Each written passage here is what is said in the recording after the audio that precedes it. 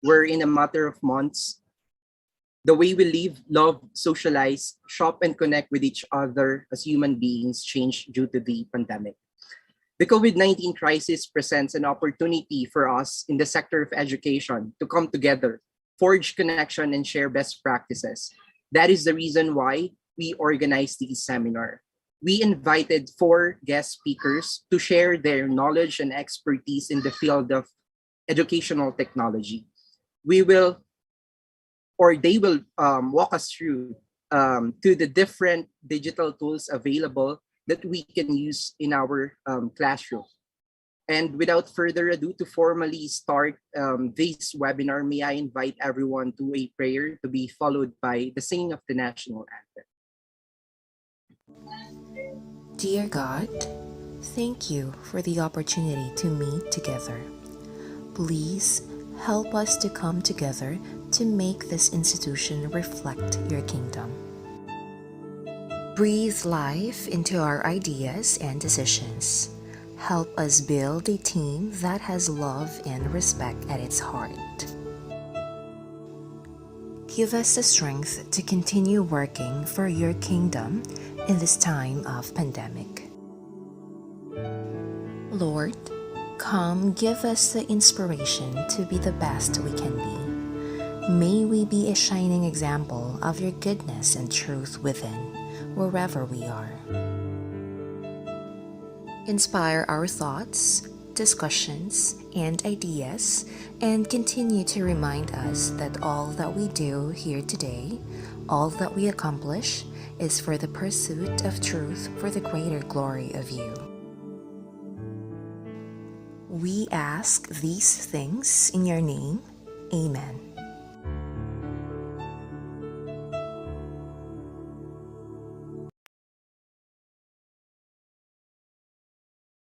Bayang magiliw, relas ang silanganan, alam ng puso, sa dibdib mo'y buhay. Lupang hinirang, duyan ka ng magiting, sa manlulupi, di ka pasisingil. Sa dagat at bundok, sa simoy at sa langit mong baghaw, may nilagang tula at awit sa paglayang minamahal. Ang kisap ng watawat mo'y tagumpay na nagdiningning, ang bituin at araw niya kailan pa may di magdidilim. Lubha ng araw ng walhaging pagsinta, buhay ay langit sa piling mo. Aming ligaya ng pag may mga api, ang mamatay ng dahil sa'yo.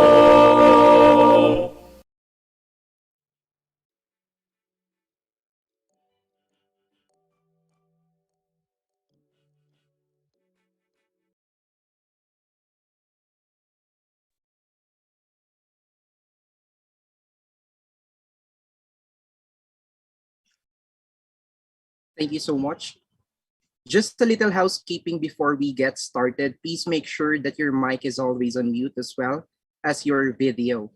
But do not sleep, just like our student who is when we are doing the synchronous classes, most especially if it's morning. So, guys, to formally start this event, may we ask our advisor, the MAEDSO advisor, Ms. Chu Soriano, as well as the Dean of the Graduate School of Graduate School of Teacher Education, Dr. Ferdinand Pitagan, to deliver their welcoming remarks and opening message. Thank you.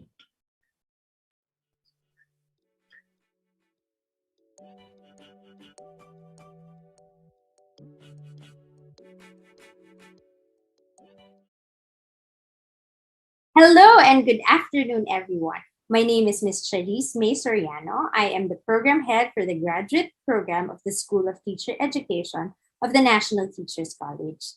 I am here to welcome you all to our webinar entitled TEACHnology, Delivering Innovative Education in the New Normal. This is the first event hosted by the MAEDSO, and today we will delve into the integration of technology in our day-to-day teaching in the new normal.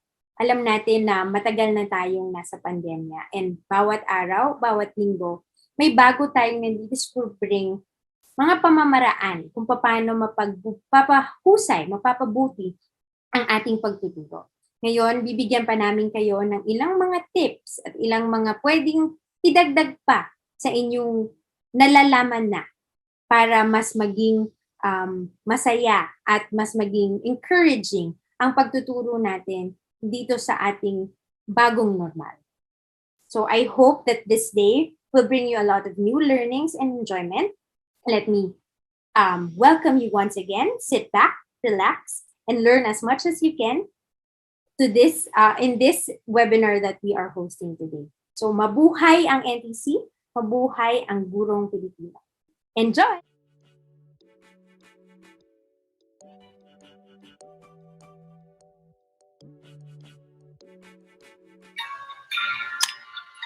Sa Paskong darating. Ayan! Isang pinagpalang araw sa inyong lahat. I would like to congratulate the MAEDSO for this very worthy and timely webinar. TEACHnology has been with us for quite some time, even decades after. Pero now, during the pandemic, what it did is that it accelerated the use of technology in education, may it be in teaching, may it be in training, and of course to affect heightened learning. Hopefully, this webinar would not only clarify what are the available technologies that you could use inside your classroom, inside your independent, self-individualized, self-directed learning processes, but as well as the pedagogy, the methodology, the pedagogy, and cybergogy that you could employ on how to seamlessly integrate this technology into your classroom activities. Please always bear in mind that these technologies are tools, resources. It should be coupled with good content to provide that heightened learning experience. Hindi po pwedeng inside sa classroom pag tinanong mo ang bata, what have you learned? Sir, ang ganda-ganda ng Kahoot. Sir, ang saya-saya namin sa Mentimeter. But contents were lost. Hindi po pwede yun. There should be a seamless integration between your learning objective, your content, and your technology to achieve that heightened learning or to achieve that heightened competency. Okay?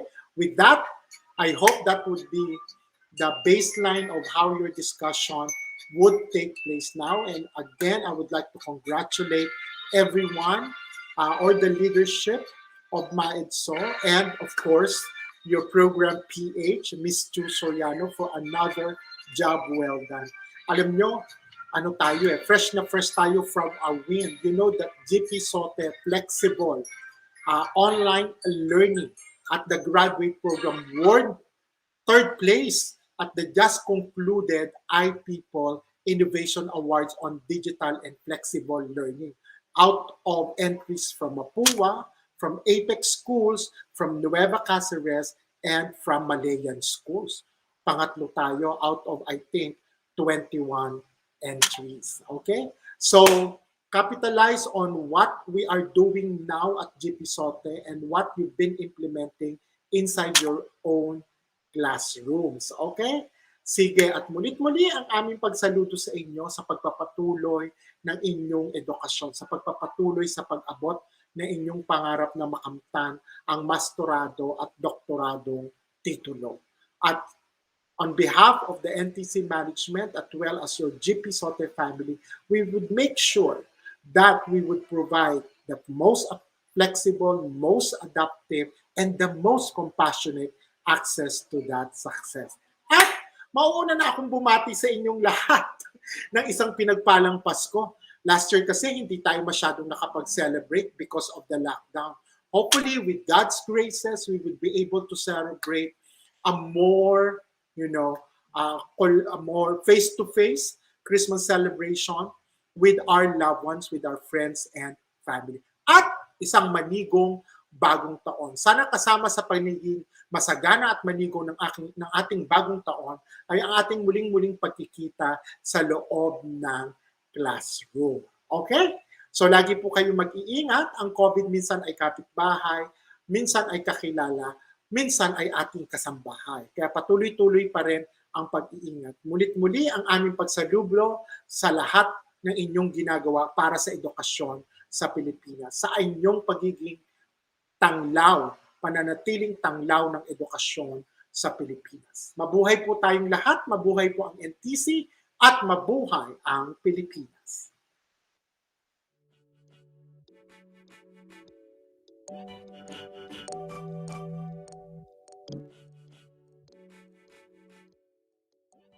Thank you, Ms. Chu and Dean Ferdinand Pitagan for that warm welcome.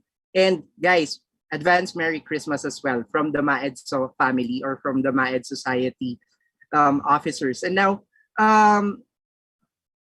we've seen the registration and nakita namin hindi lang mga taga-NTC yung mga participants natin or yung mga teacher participants natin today, no? Can you please drop the name of your institution for us to be able to recognize you? And please help me out with this, Ms. Carmela. Thank you.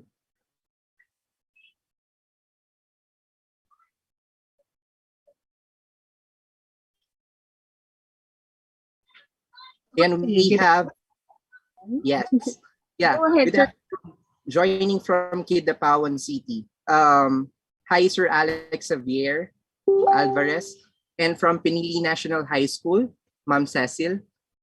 From Immaculate Conception Academy Green Hills, Ma'am May. Joining from Benguet State University, and very diverse yung mga participants natin today, Ms. Carmela, no? They're from different HEIs or higher education institution. So we have from St. Paul University, from Sorsogon. So I believe from Luzon, Visayas, and Mindanao, we have teacher participants. Tama ba, Ms. Carmela? Yes po, sir. Yeah. Yan. Joining from Our Lady of Fatima University, si Mr. Christian Eldon Cahilig. Hello, sir. And also from Benguet State University. All right. Thank you for joining us today. This is our first webinar. And before we start with our first speaker, just a little housekeeping before we get started. Please make sure that your mic is always on mute, as well as your video, for us to be able to maximize the bandwidth of the platform that we are using. Also, if you have questions during the presentation of the speakers, please type them into the question box in your Zoom control panel. And if you are watching via NTC official Facebook page, please utilize the comment section. Our officers will collate the questions and we will bring them up during the question and answer session afterwards. So without further ado, let us welcome our first speaker. Please kindly introduce our first speaker, Ms. Carmela. Thank you. Good afternoon, everyone. Thank you, Sir Lerner. So, for our first speaker, he is currently a public elementary school teacher 3 of the Department of Education Division of Silay City, a division teacher broadcaster for both radio-based and TV-based instructions, and a part-time college instructor at Silay Institute teaching and handling professional education courses. He has served for almost 4 years as a former teacher to the indigenous people to the Sibato Bukidnons of Sitio Sibato, a small IP community in the hinterlands of Barangay Gimbalaon, Silay City in Negros Occidental. Amidst the ongoing pandemic and the subsequent migration of teaching and learning content into the virtual space, he took up as a personal mission to promote the proper utilization and effective integration of educational technology tools in enhancing the teaching and learning processes and in creating professional development opportunities for teachers. The following are the EdTech certifications he's currently holding: Google Certified Educator Level 1, Google Certified Educator Level 2, Google Certified Innovator, Google Applied Digital Skills Ambassador, Adobe Creative Educator Level 1, Puzzle Coach, and Kahoot Gold certification. Ladies and gentlemen, with his topic Applied Digital Skills, Mr. Joseph Gabriel Educado.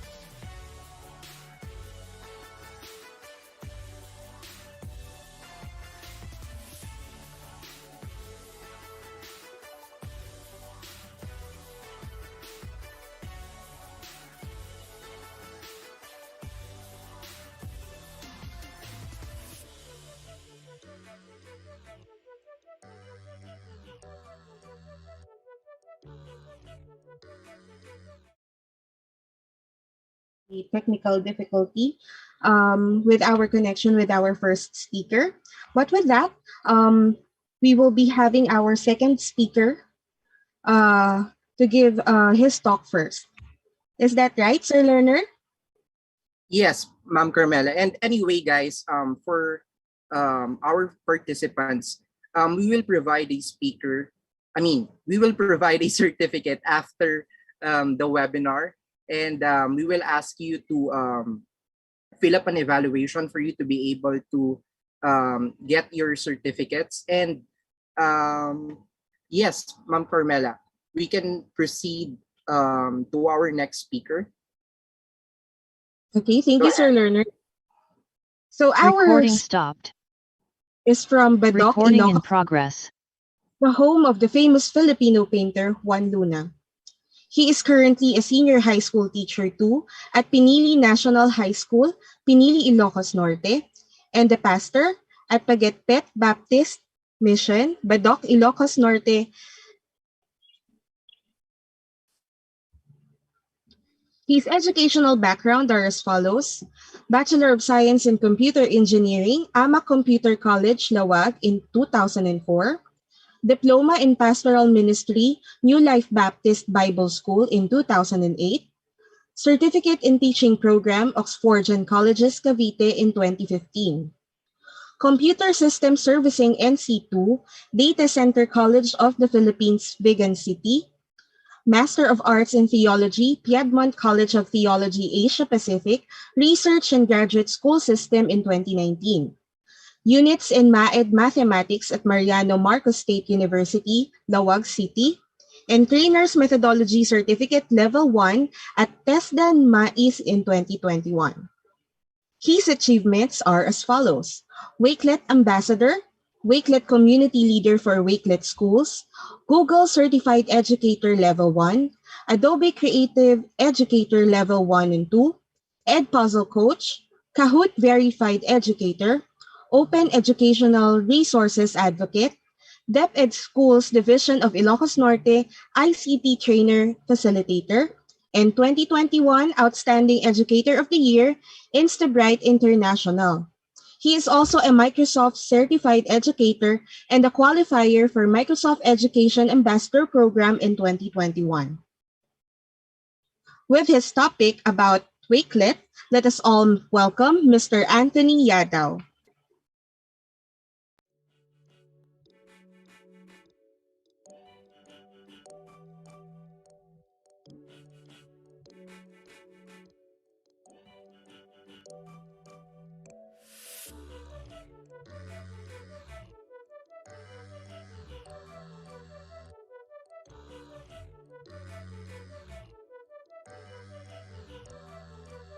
Hello po, good afternoon to each and everyone. It's, it's an honor to be with you all for this afternoon in our webinar session. So thank you very much for this opportunity. And I want to give back honor and the glory to our God that the things that I want to share with you this afternoon, it could be a great help to each and every one of us, the teachers, we as educators, that we could be able to help every one of us, especially in conducting or delivery of instruction to our learners, especially in this situation that we have this afternoon. So could I start sharing my screen? Okay. I share my screen.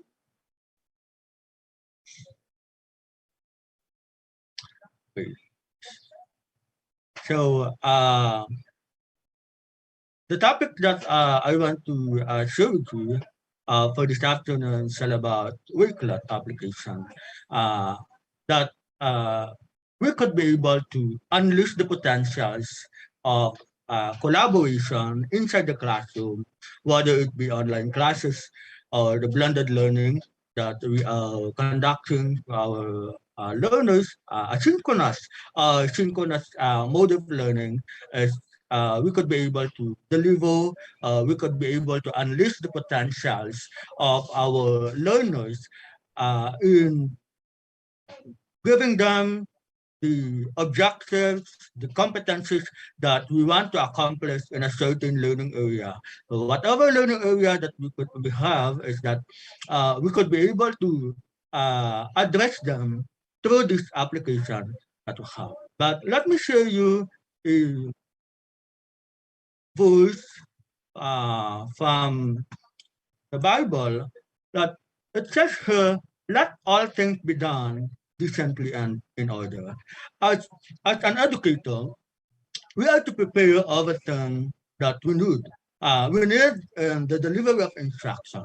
So, bilang educator is in preparing your resources, in delivery of your resources to our learners, is let us do them, let us prepare them decently and in order, because we cannot achieve the objectives, or we cannot give them the attainment of the competency that we want for our learners without being decent and being in order with our resources. So we are living in a world of what we call information overload. So there is so much of information, many information that we can find in the internet, in the web, inside and outside of education. There is overload of information. And because of this information overload, we as educators and even the learners, the students are facing what we call the unprecedented challenges that we need to address in this situation that we have with this uh, kind of situation, the pandemic situation, the challenges of education that we have now in our country, or not only in our country, but even the whole world. So with this, we as teachers, we need a flexible, collaborative, easy-to-use platform that help us deliver the learning resources to students in a simple, visual, and engaging way. So this were the need. That is the need that we as educators could have for this kind of situation that we have in our education system. So as teacher, we are introducing to you this Wakelet application. The Wakelet application is a free platform that allows you and your students to save, to organize, to present, and share the content from across the web. So, ito po yung bibigyan namin sa inyo, i-introduce namin sa inyo na platform na makakatulong po sa atin sa ating pagdadeliver ng mga learning resources sa ating mga estudyante. So, Wakelet make the sharing of content fun and engaging. So, makikita natin ang difference ng ating mga resources. So, the document, a DAL document that is full of links.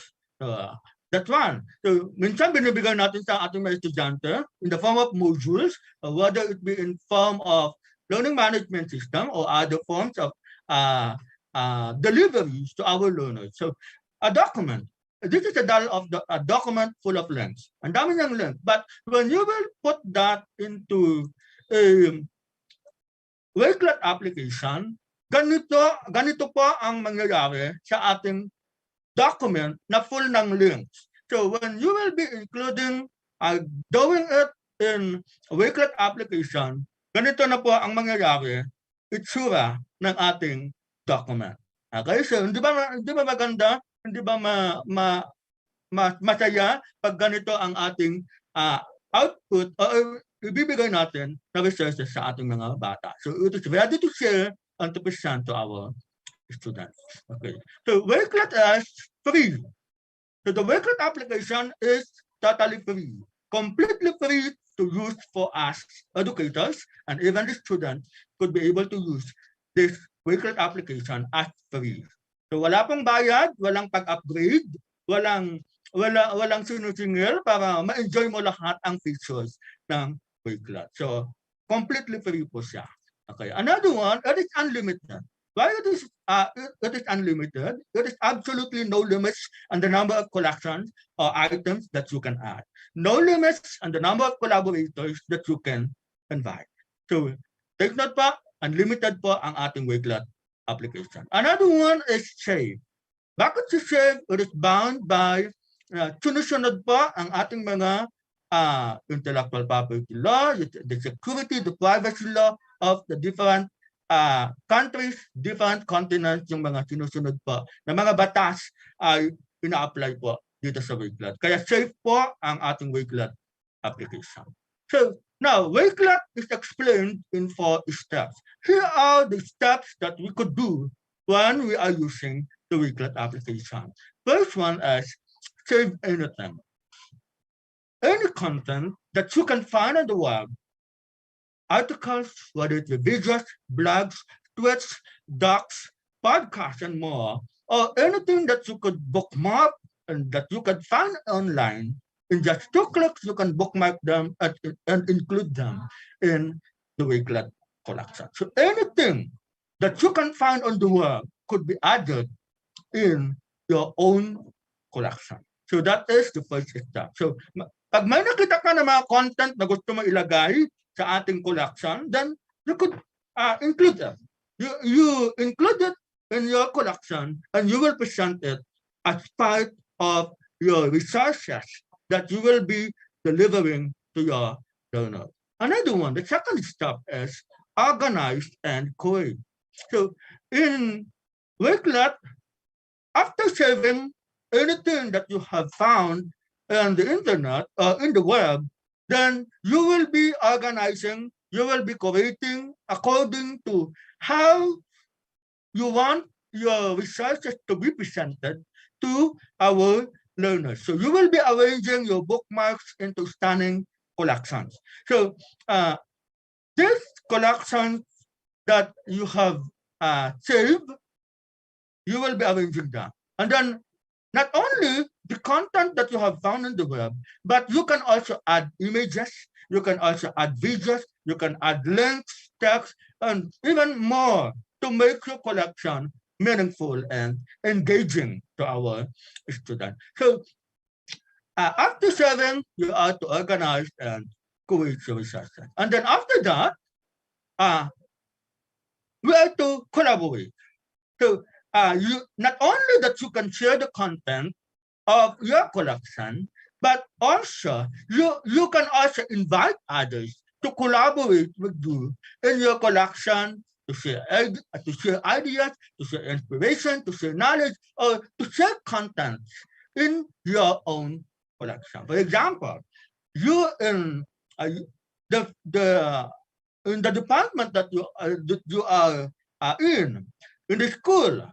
So, example, in the math department, you want to share resources, you are asking resources, requesting resources from other teachers, fellow educators, and then you want them to put content into your collection also. So you use Wakelet, you invite them as collaborators, putting content, adding content into our own collection. So to create living, waiting spaces also. So not only in one collection, but also you can create also spaces, which is there will be a collection of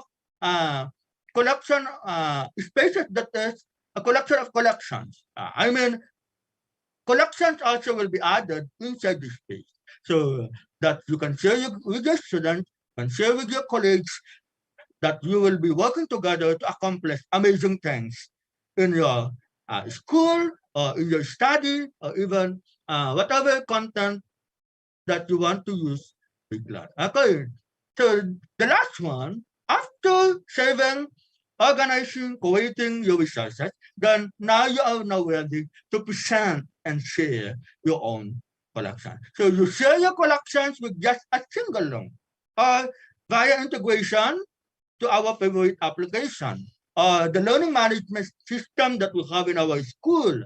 You as an educator, you are using a learning management system, then you can integrate Wakelet into your own learning management system. And you can choose also from 5 different layouts that will showcase your collections in a beautiful, engaging way. So this is what we will do in Wakelet. So as you get started by signing up at wakelet.com. You sign up at wakelet.com. You add Wakelet to the arsenal tools available to educators. So marami po tayong mga tools ngayon na nabanasan na natin o di kaya na-present na sa atin. And I encourage you to add Wakelet into your arsenal of tools.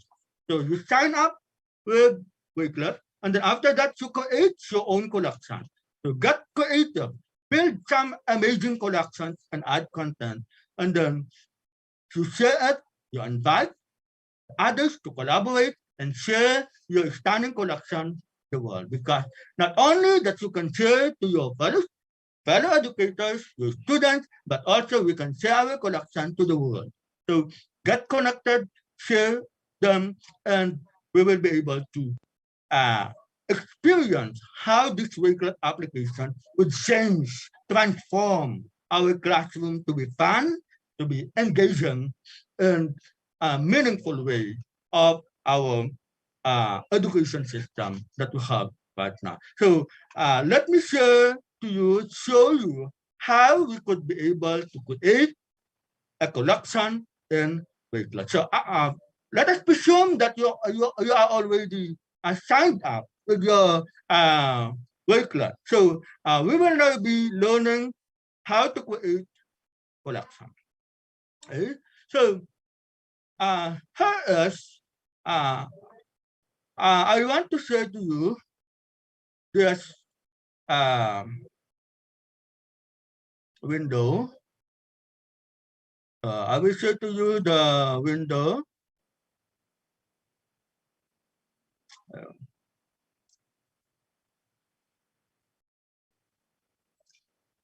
Let me share. Hey, here it is. So this we will be learning how to create collection. So presuming that you have already signed up, and this is the home profile, the dashboard of our Wakelet application. And in creating collection, the first that we would do is this one. Click create a new collection. And then in clicking this, so it will appear to us the different design or the layout that it will be whatever size that we want to have as layout. So there are 5 layouts in Wakelet or the design. So media view, this will display the visual interactive content within your collection. The compact view, the grid view, the mood board, and the column layout. But I would like to use column layout. Okay? So let us. Now, before we will add content to our collection. Let me add first a cover image. So, in adding a cover image, is you click this one, add a cover image, and then you choose from this tree. So, upload an image, choose from GP or the GIF images, and also from library. So we can choose from library, the library of Wakelet. So let me choose upload an image. And then I will, for example, my class is all about personal development in the senior high school. So the topic is all about social influence. And then save it. Okay, so the image, the cover image is added. Okay. And then not only a cover image, but the cover image could be in full or half. For example, we want to include it in half, then the image is in half. But we want also to make it full, then it is full image. Now we can add also background image. For example, I will choose from library background image. For the sake of presentation, I will just choose this one. So that is, nakita natin the cover image and the background image. So now, let me click it down. And then edit again. Yeah. So now, let us give a title for our collection. For example, this is all about personal influence. Okay. So that is the topic of your lesson. Okay, the topic. And then this lesson, this module is quarter 2, week 3. Okay. So that is, so you add the title, you can add also a description of the collection that you want to include. Let us take note that Wakelet, it could not only be used for educational purposes, but also it could be used also for your personal interest. Business could use also this Wakelet application. Okay. Now, so we are having this because we selected the column view, and this column layout is good for collaboration, especially for our students. When they are, we are giving them a performance task that, especially groupings, okay? We can use this column layout. So let's add column. So in adding column, so for example, this is the lesson that we have. Okay? So this is all about the module. So let's just module. Okay. So the column title to be module. Now, how could we add content?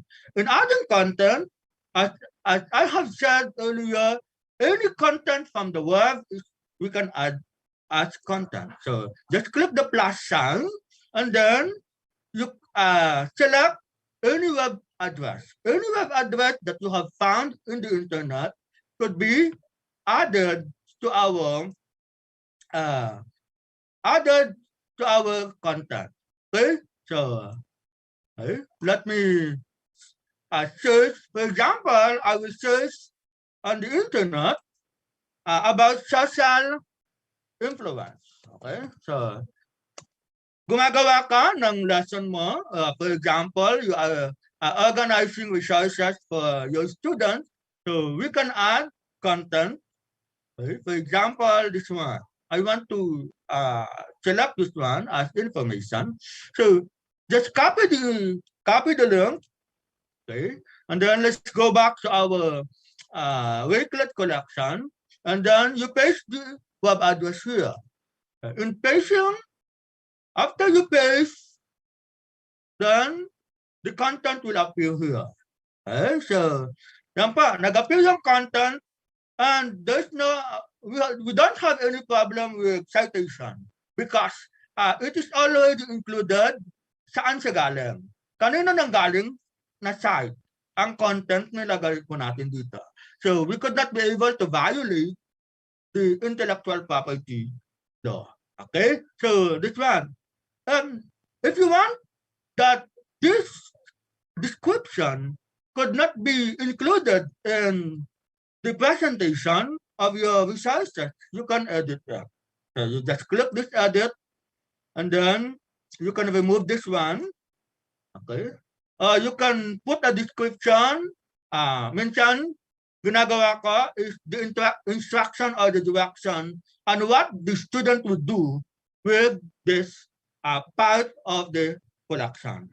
You can change also the image. Pag ayaw mo yung image na nandyan, na default image, but you can change also the image.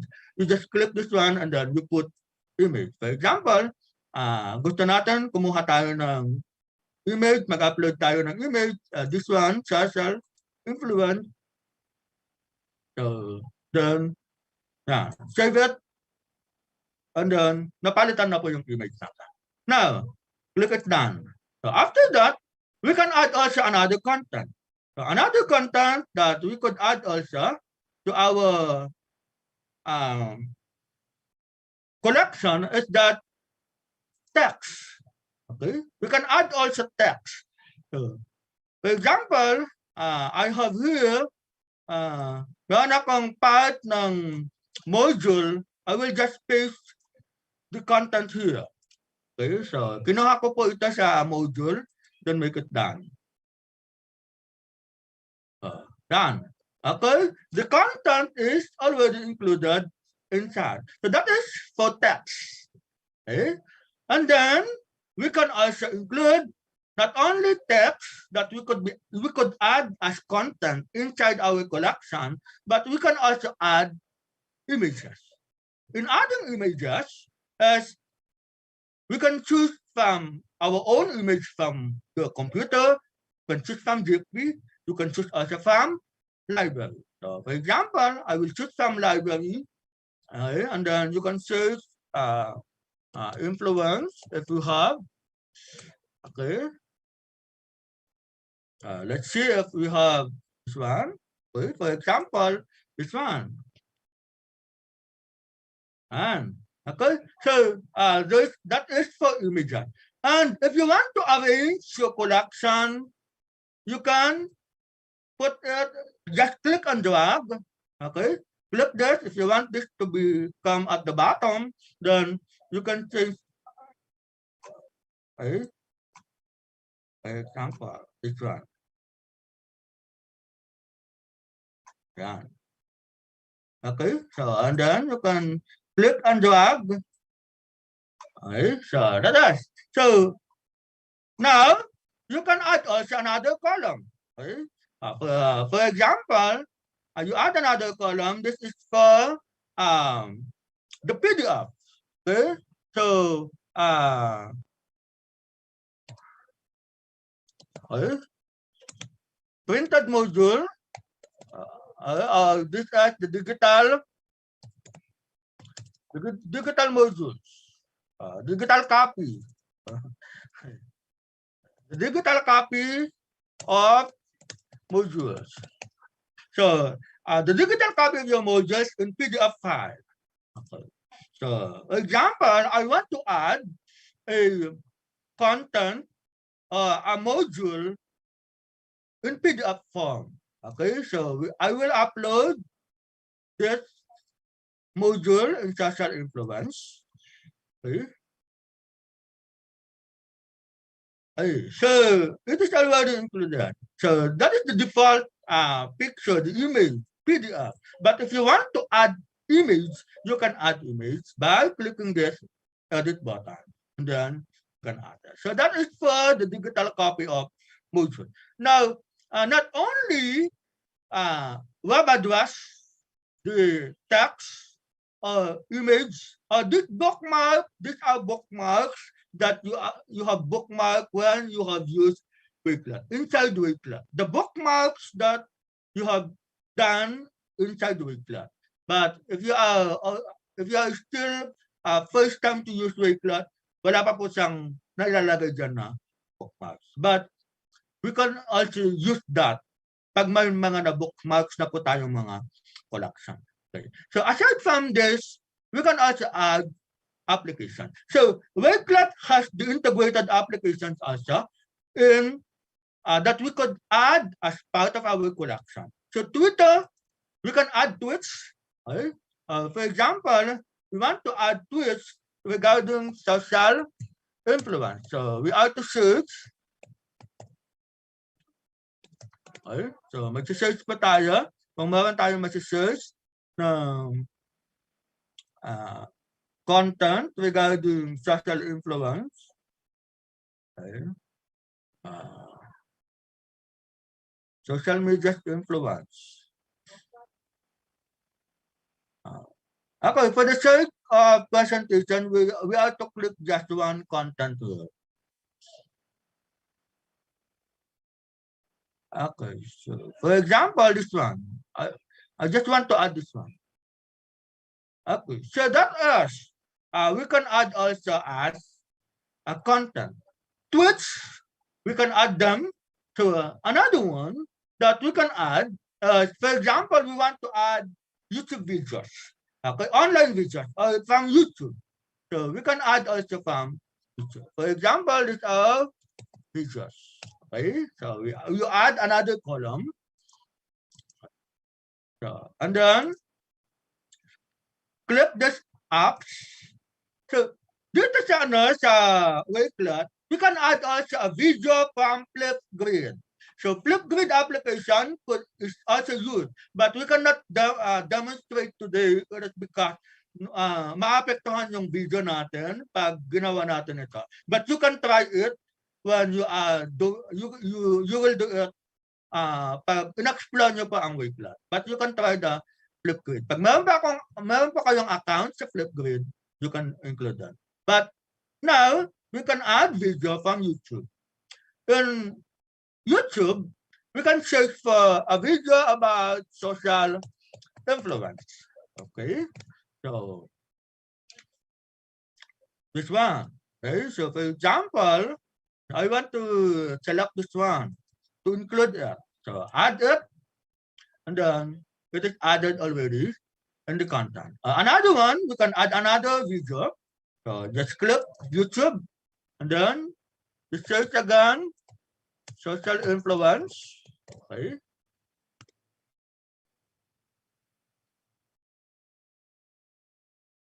So, ayan. So, for example, this one, okay, add it. Hey, so you can add videos also.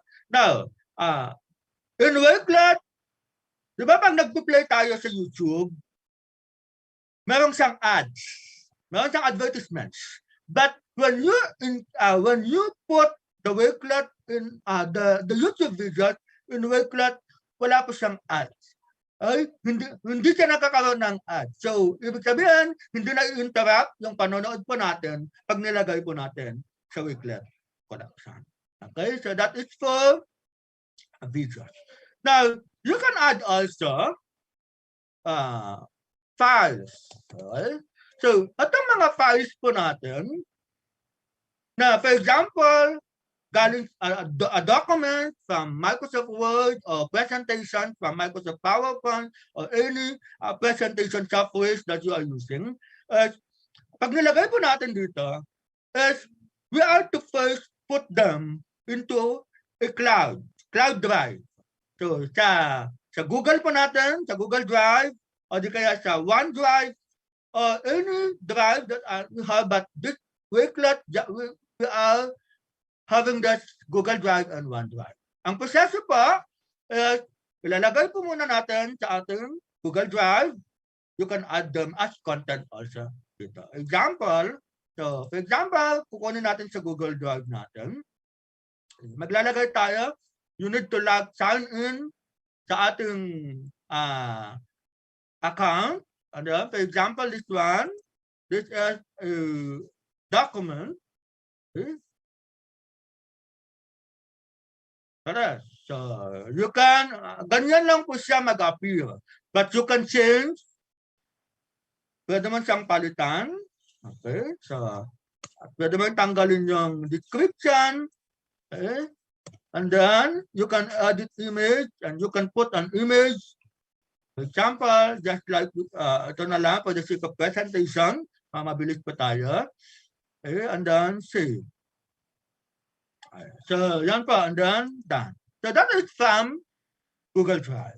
The same way, pag galing siya sa OneDrive, ganun lang din ang proseso po. Okay? Hindi po siya magkaiba yung proseso. And then another one, lastly, that we can add to our collection is galing siya sa Spark. So, Adobe Spark. If you are using Adobe Spark, you can include this in your collection. Okay? So, for example, meron tayo sa Adobe Spark. So, sa Adobe Spark po natin, yung mga ginawa natin na mga projects, we can also include them para ma-include natin as collection. Another resource that we could add into our content. Okay? So, let us attach. So, yan pa, yung ating mga pwedeng ilagay. But aside from this, I should say, we can add any content from the web. Just paste the web address inside this collections that we have, then we could be able to do it. Now, let's click it down.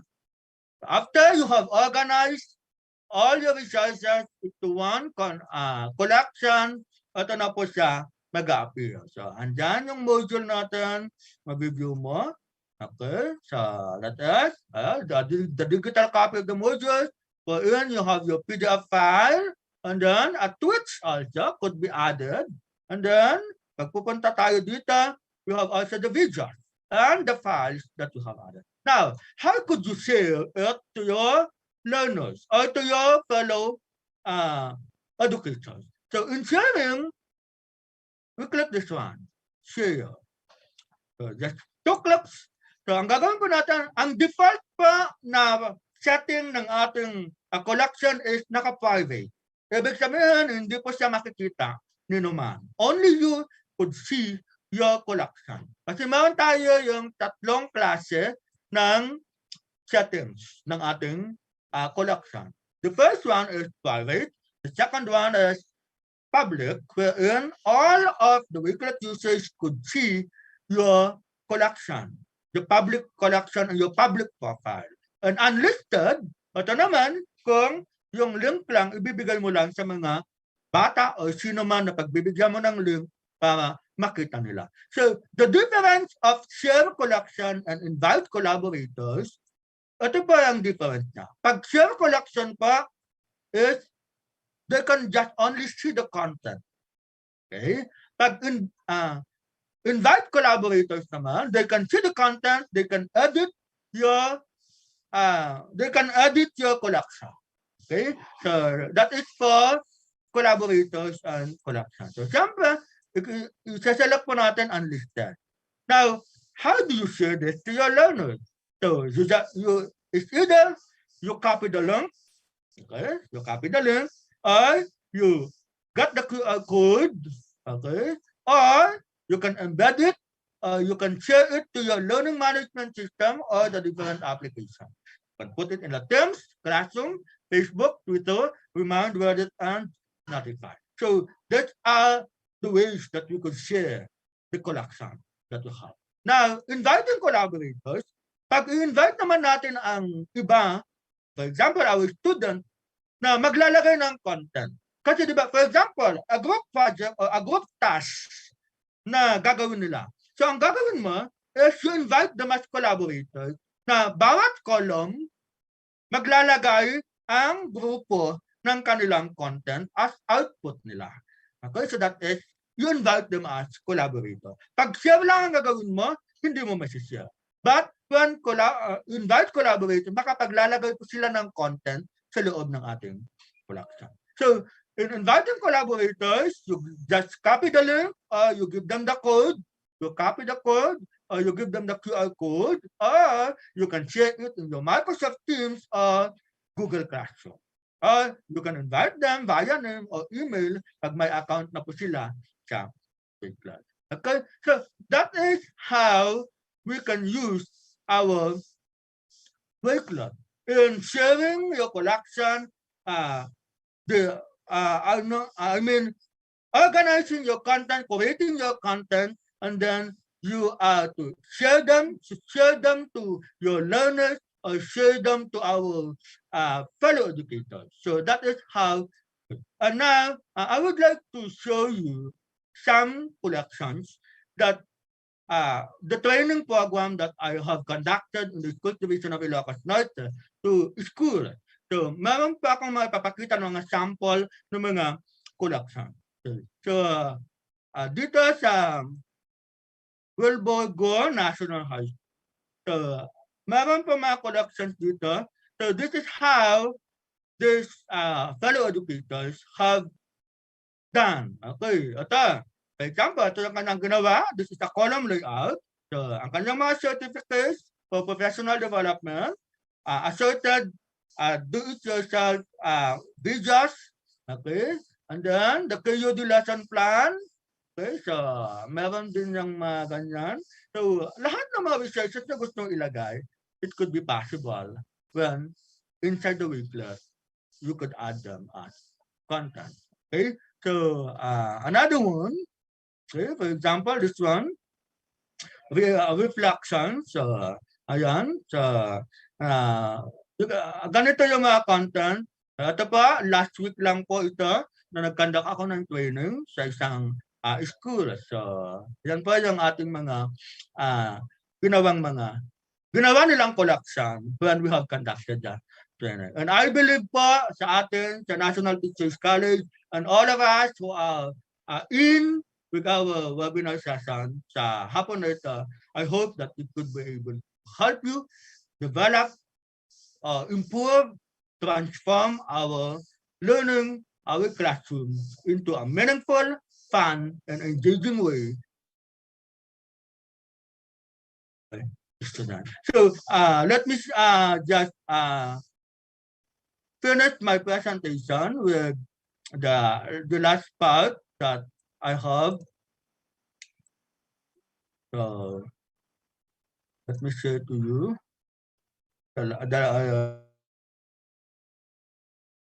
presentation. This one. So after you have done with your collection, you can share it and then you can share it to the web. Now, I would encourage everyone to join our Facebook group in the Wakelet Philippines at facebook.com/Wakelet Philippines. And then join us also in our Facebook page, Wakelet Filipinas. And I am inviting everyone to join us in the Wakelet Community Week on December 6 to 10, 2021, 9 o'clock to 11 o'clock. 5 days po ito na meron tayong Wakelet Community Week to be streamed live in the DepEd pages, the social media accounts of DepEd, in partnership with Microsoft.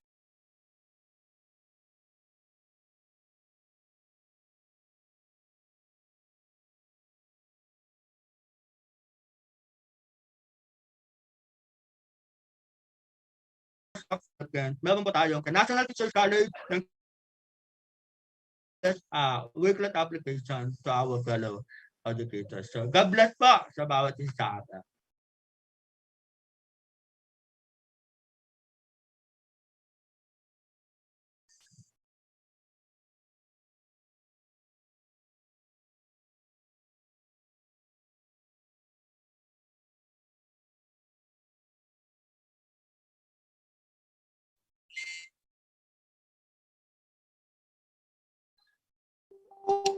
Thank you so much, Sir Anthony Yadaw, for sharing your expertise about the Wakelet digital tool. No?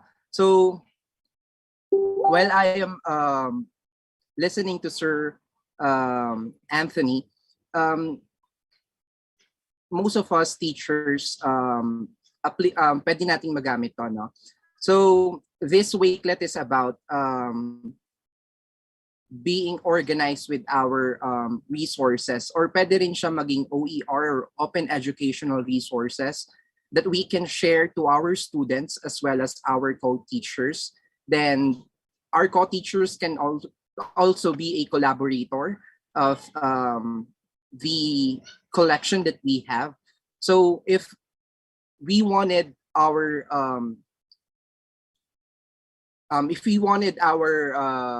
resources or yung mga teaching materials natin na organized, we can utilize Wakelet. Napakaganda yung platform na to or yung digital na to to curate your personal as well as yung mga resources na alam natin magagamit natin sa pagtuturo natin. So if we wanted to, most of us, sometimes it's very stressful if ang dami-dami nating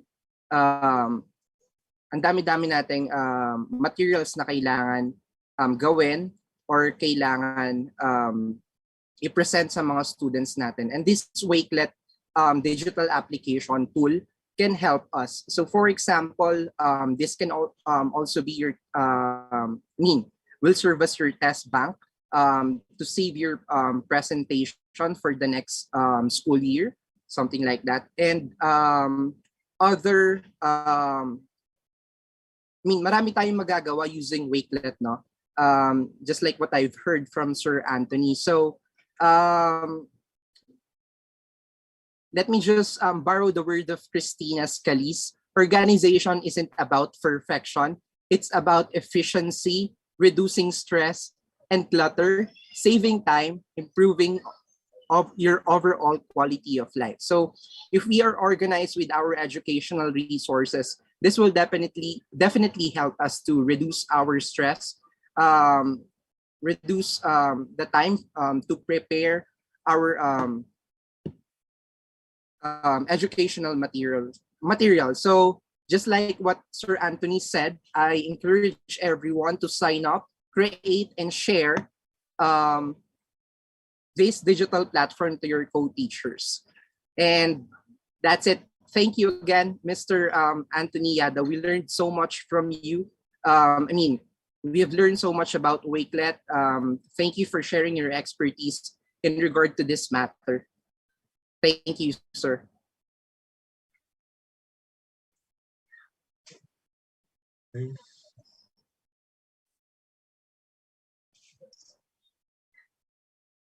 And now, due to technical difficulties earlier, we're unable to listen to our first speaker. I believe he is ready now. Isn't that right, Ms. Carmela? Yes, that's right, Sir Learner. So without further ado, let me call on our speaker, Mr. Joseph Gabriel Educado, for his topic, Applied Digital Skills.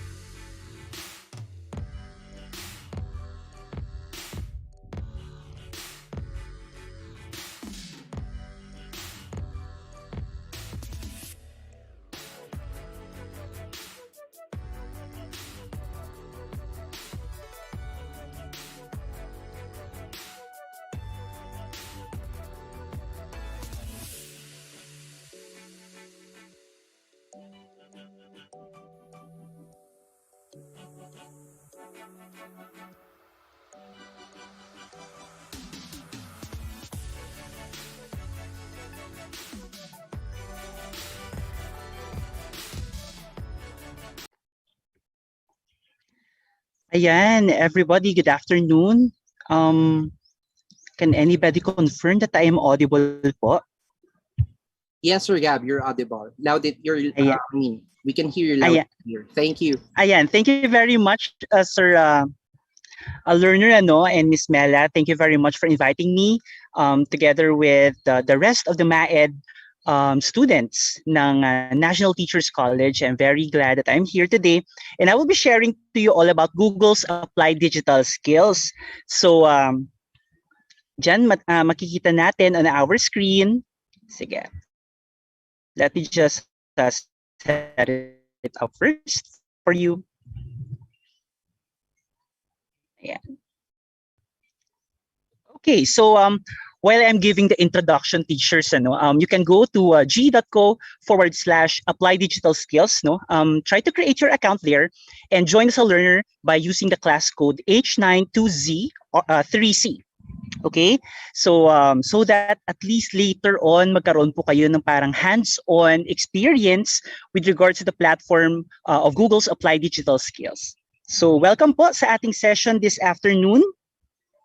I'm very glad na nakita-kita po tayo for this session, and I'm very happy as well knowing na yung makikinabang sa session na to ay mga teachers din. Okay, so I am your Applied Digital Skills Ambassador. You can call me Gab or Teacher Gab if that is applicable din sa inyo. I'm a Google Certified Educator Level 1 and Level 2, and recently I was selected to be part of Google for Education's Certified Innovator Academy. So yun, I will be the one to guide you in exploring more Google's applied digital skills for our learners and even for our co-teachers then. Okay? So ito po yung magiging coverage natin.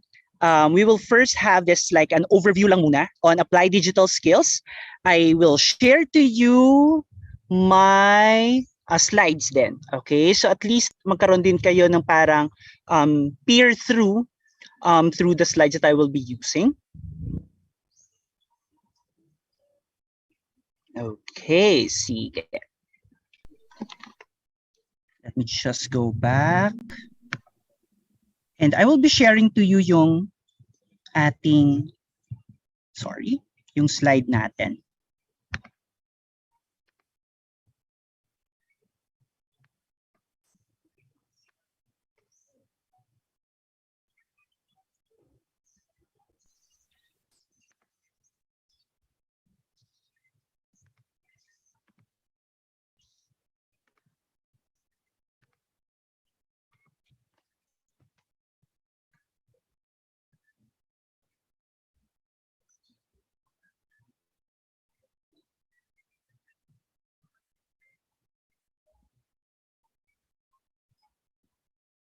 Okay, sige.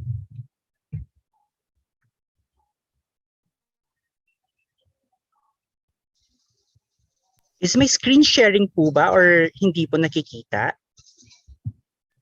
We can see the slide, Apply Digital Skills, Introduction to our Digital Skills Curriculum. Ayan, thank you po. So let's start, teachers, to the overview of Apply Digital Skills. Let me just turn off my video just to conserve bandwidth.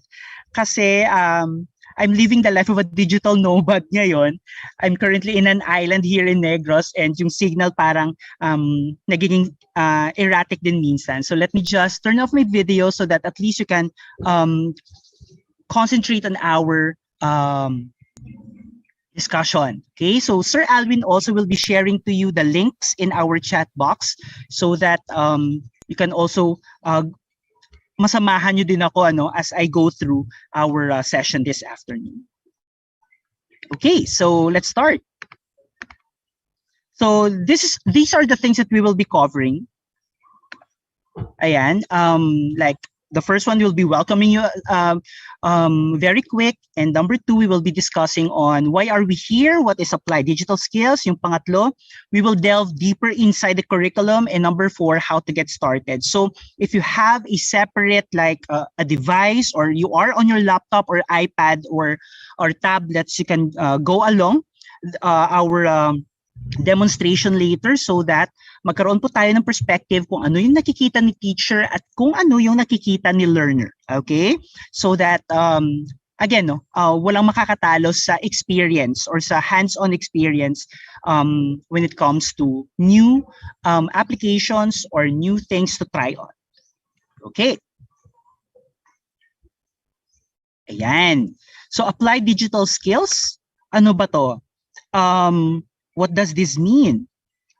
So, well, it means that the curriculum has been designed to equip students with practical skills that will help them succeed in not only the evolving job market, but also in practical life situations. Diba? In our world ngayon, hindi lang sapat na alam mong gumamit ng Microsoft Word, Microsoft PowerPoint, or Microsoft Excel. Okay? Or Google Docs, Google Sheets, or Google Slides. There are still digital skills that we need to foster to our learners and even for us as professional teachers at that point. Okay, so we go through next slide. Ayan. Okay, I hope that it is reflecting on your end. Ayan, just let me know po if there is something wrong with my slides po. Kasi po at Google, we believe that all students should have an opportunity to meaningfully engage with technical skills of the future. Okay, we are preparing our learners or our students to be future-proof. Okay, because learners today need basic digital literacy skills to be successful in any career and in any field. Just like, for example, tayo as teachers, di ba? Nung tayo ay nasa college and we are preparing ourselves to become professional educators, we are immersed. Nagkakaroon tayo ng, what you call this? Nagkakaroon tayo ng course or subject on ICT, di ba? Or educational technology. So, yan ay isa sa mga ways for us to really, to really hone our skills and proficiency in terms of edtech integration, using the technology for the benefit of our classmates, or for the benefit of our learners, or for the benefit of our co-teachers kung nasa field of work na po tayo. What are these skills? These are skills like communication, collaboration, creativity, and critical thinking. And they are commonly known as the 4 C's. I know na alam natin yan, yung 4 C's. Okay, communication, ulitin ko, communication, collaboration, creativity, and critical thinking. And it's increasingly important to be able to exercise these skills. Ano po? In a digital environment. Okay? And this holds true for life as well, and in particular for jobs. Di ba? Hindi naman pwede na, for example, you are teaching education students, you are preparing them to become professional educators, at hindi mo sila tuturuan ng digital skills. Kasi ano yung mangyayari sa kanila pagdating nila doon sa real life setting, doon mismo na nasa field sila. Okay? In connection to my experience, I was first hired by the Department of Education to be a teacher to the indigenous people. So, di ba, parang teacher ako ng mga indigenous people at magsistay ako sa mga bundok, sa mountain school namin, and paano ko gagamitin yung digital skills na yan? Walang kuryente doon. Diba? So, isa siyang napakalaking challenge for me that time. So, anong ginawa ko? I have this tablet and this laptop. So, I full charge them whenever I go to school na. Kasi hindi na kami uuwi eh. Like, for the whole week, nandun na kami sa mountain school, uuwi lang kami Friday after lunch. So, yun. Minsan pa nga Saturday in the morning eh. So, ginagamit ko yung tablet tsaka yung laptop just to, diba, to introduce these devices, these pieces of technology, and at the same time, the software in this technology to at least give these children or these learners like a first-hand demonstration and even experience just to manipulate the laptop, manipulate the tablet, engage with the applications inside, and, you know, integrating as well lessons, no? Into those technology just for them to be exposed on the things that they are missing, right? So, swerte tayo if nandito lang tayo sa city because all of the resources are here and because lahat accessible. Tama? So yun. Lahat ng yon deserve ng ating mga learners.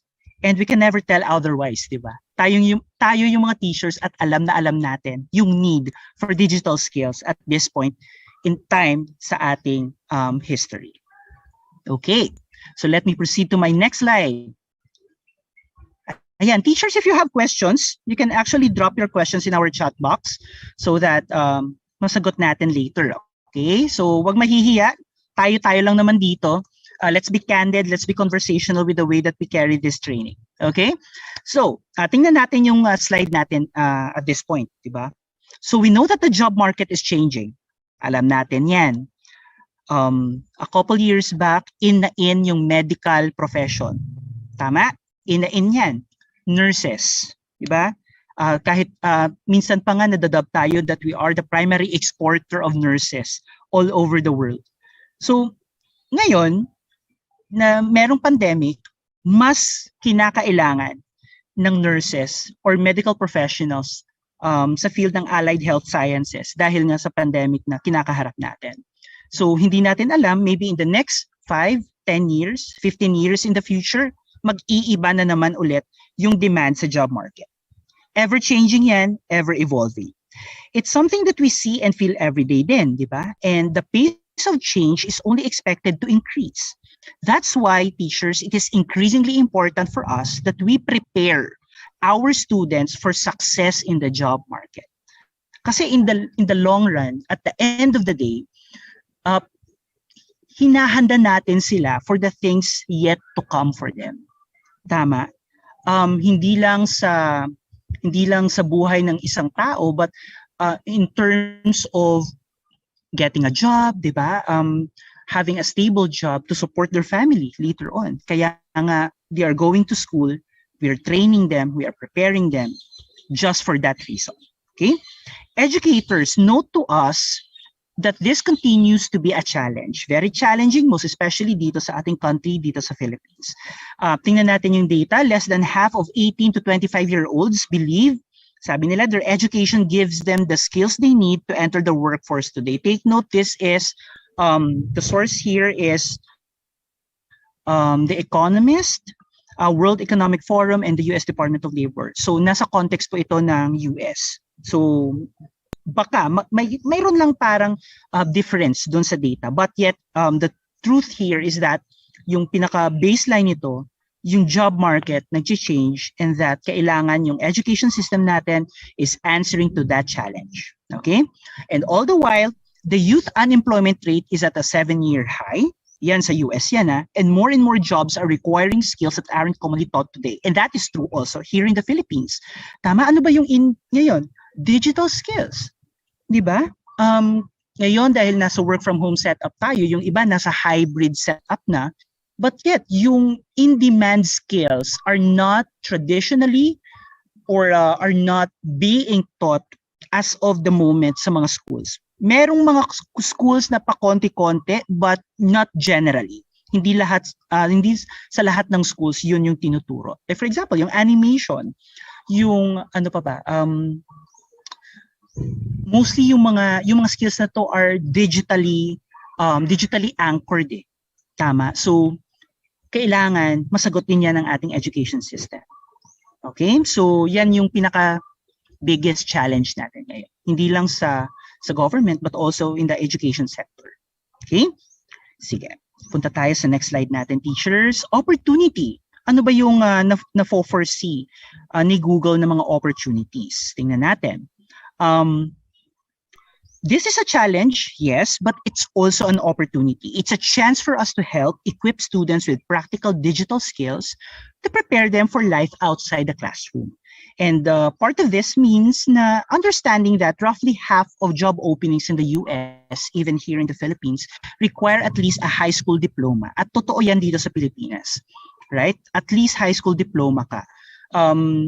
Dahil nga may introduction ng K-12 curriculum, mas geared yung mga students nga di ba? Kakatapos na nila ng senior high school, yung iba nagtatrabaho na because they are competent enough at naa-assess sila ng isang ng ating TESDA to give them this national certificate, this qualification to practice jobs connected with the skills that they have acquired from their senior high education. So, isang breakthrough yan, di ba? Maganda yan. Maganda yon. But, not necessarily for a 4-year college degree. Yung iba nga, mas marami pa yung may trabaho na senior high school diploma or senior high school diploma holder lang kaysa doon sa mga college degree holders.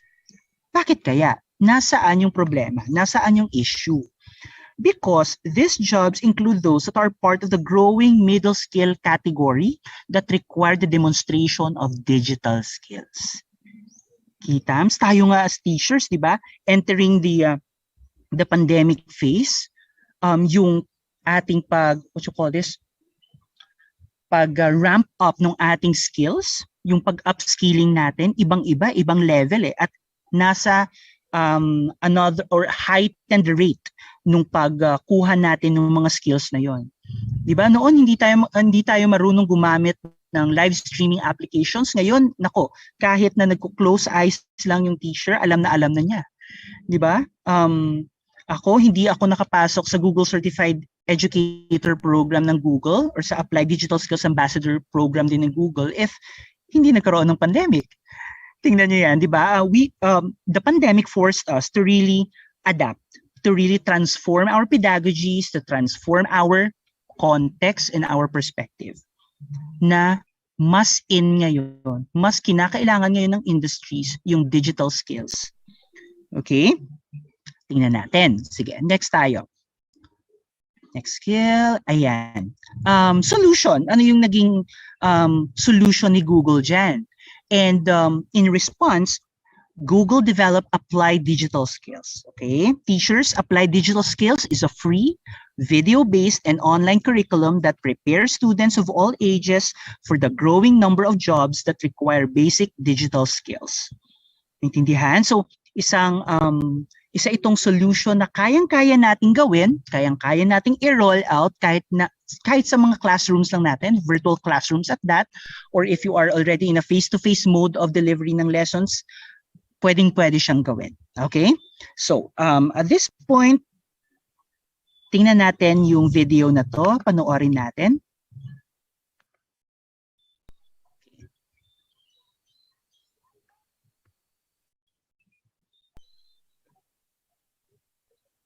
Hopefully yung, ayan.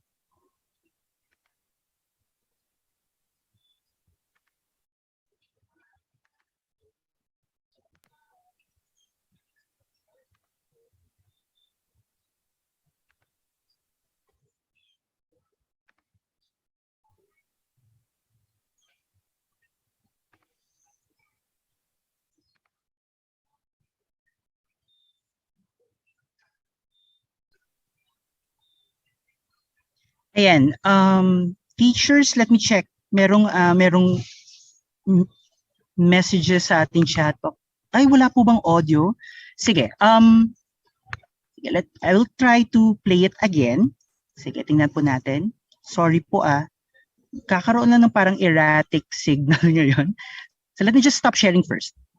Okay, and then let me reset. Sorry po.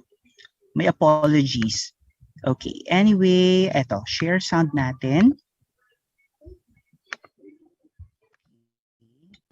Kindly confirm po if it is already playing on your end.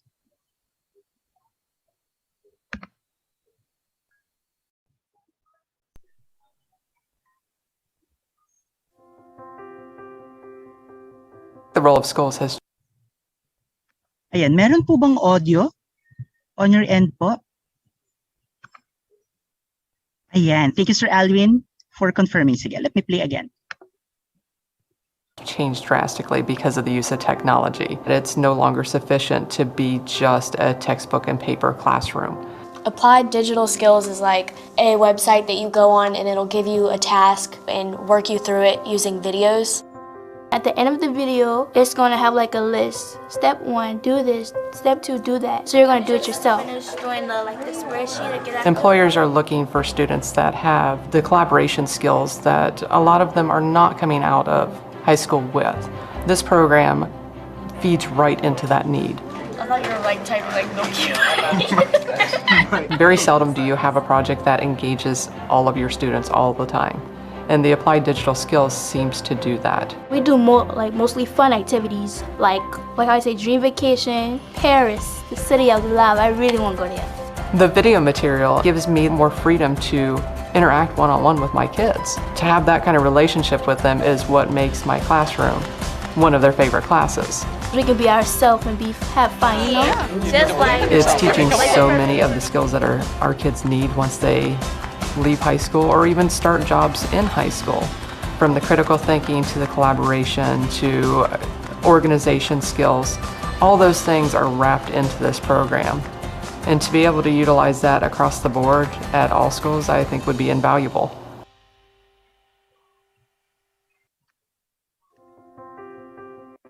Ayan, so yun po yung parang short video introducing applied digital skills ng Google. Okay, so let me share again my screen po. Sorry. Ayan. Okay, sige. Okay, sige. Let's go forward, teachers. At this point, we will now be proceeding. Ay, sorry po. Eto po. Just close this. Ayan.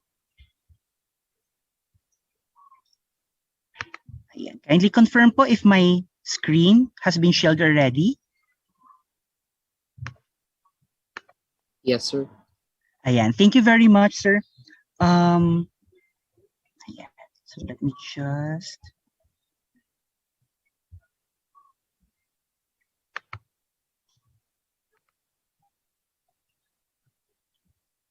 Okay. Sige. Moving forward, teachers, ito yun.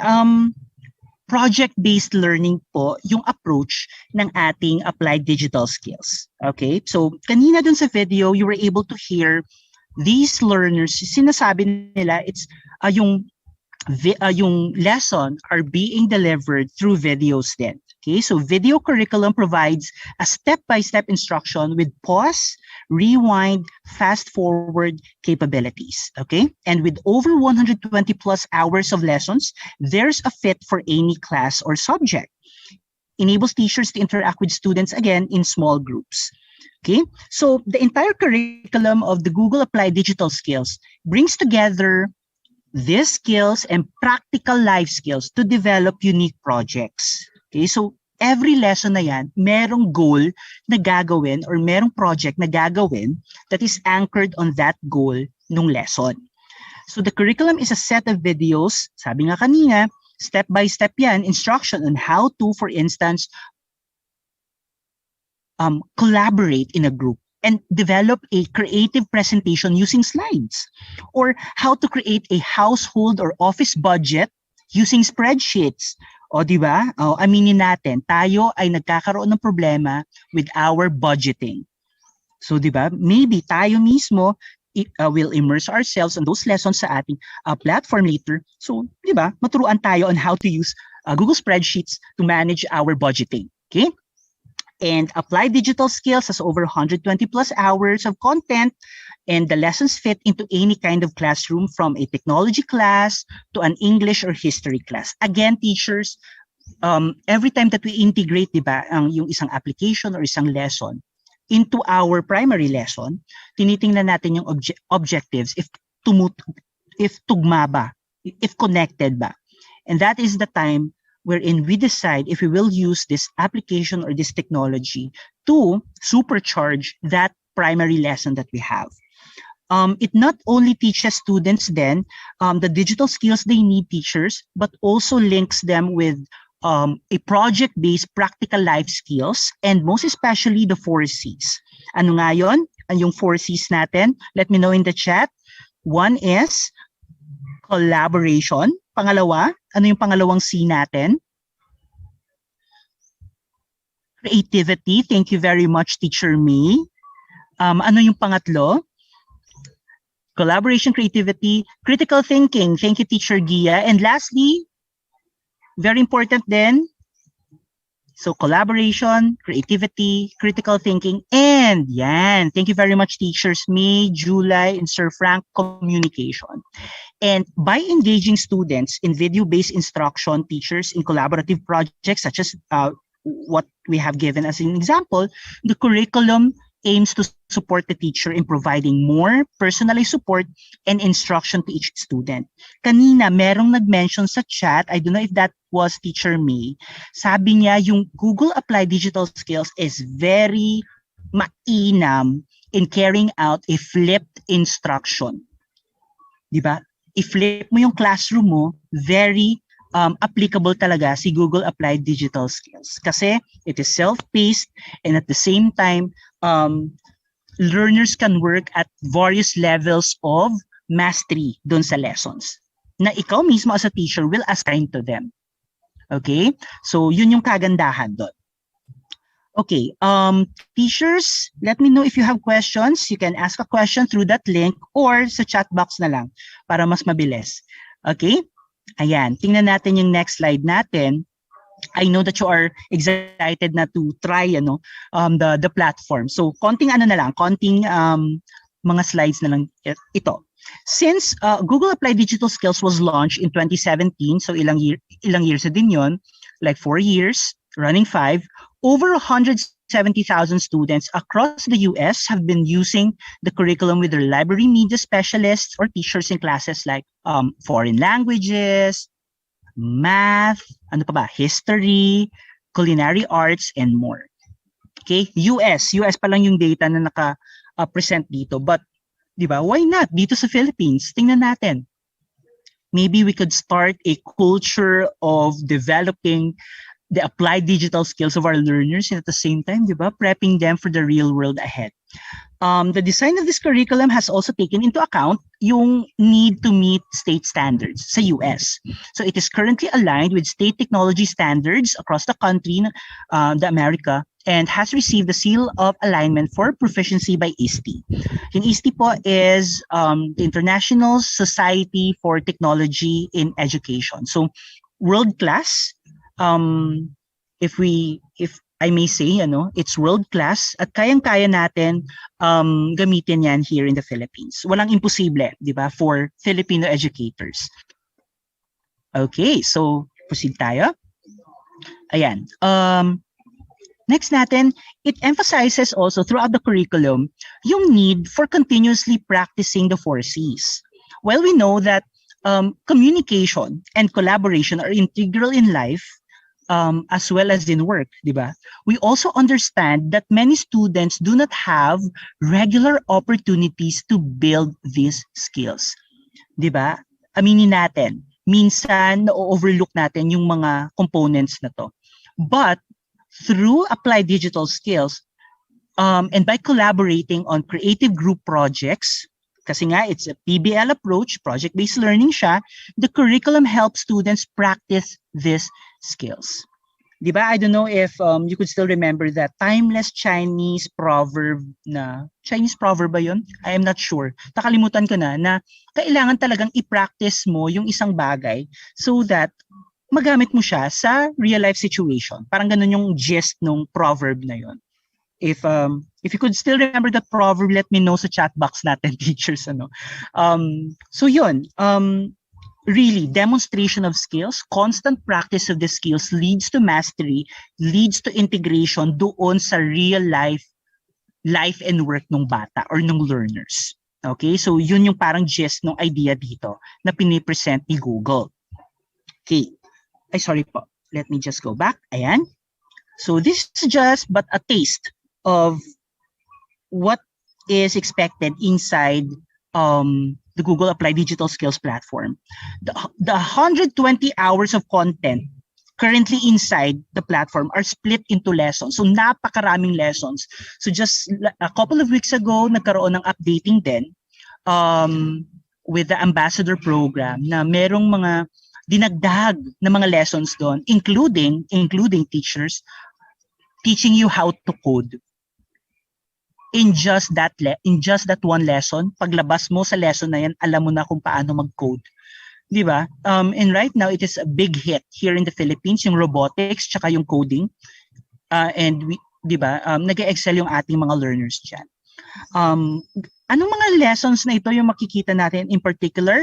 Like planning an event, yan, life skill yan, I know, as pictured there in your slide.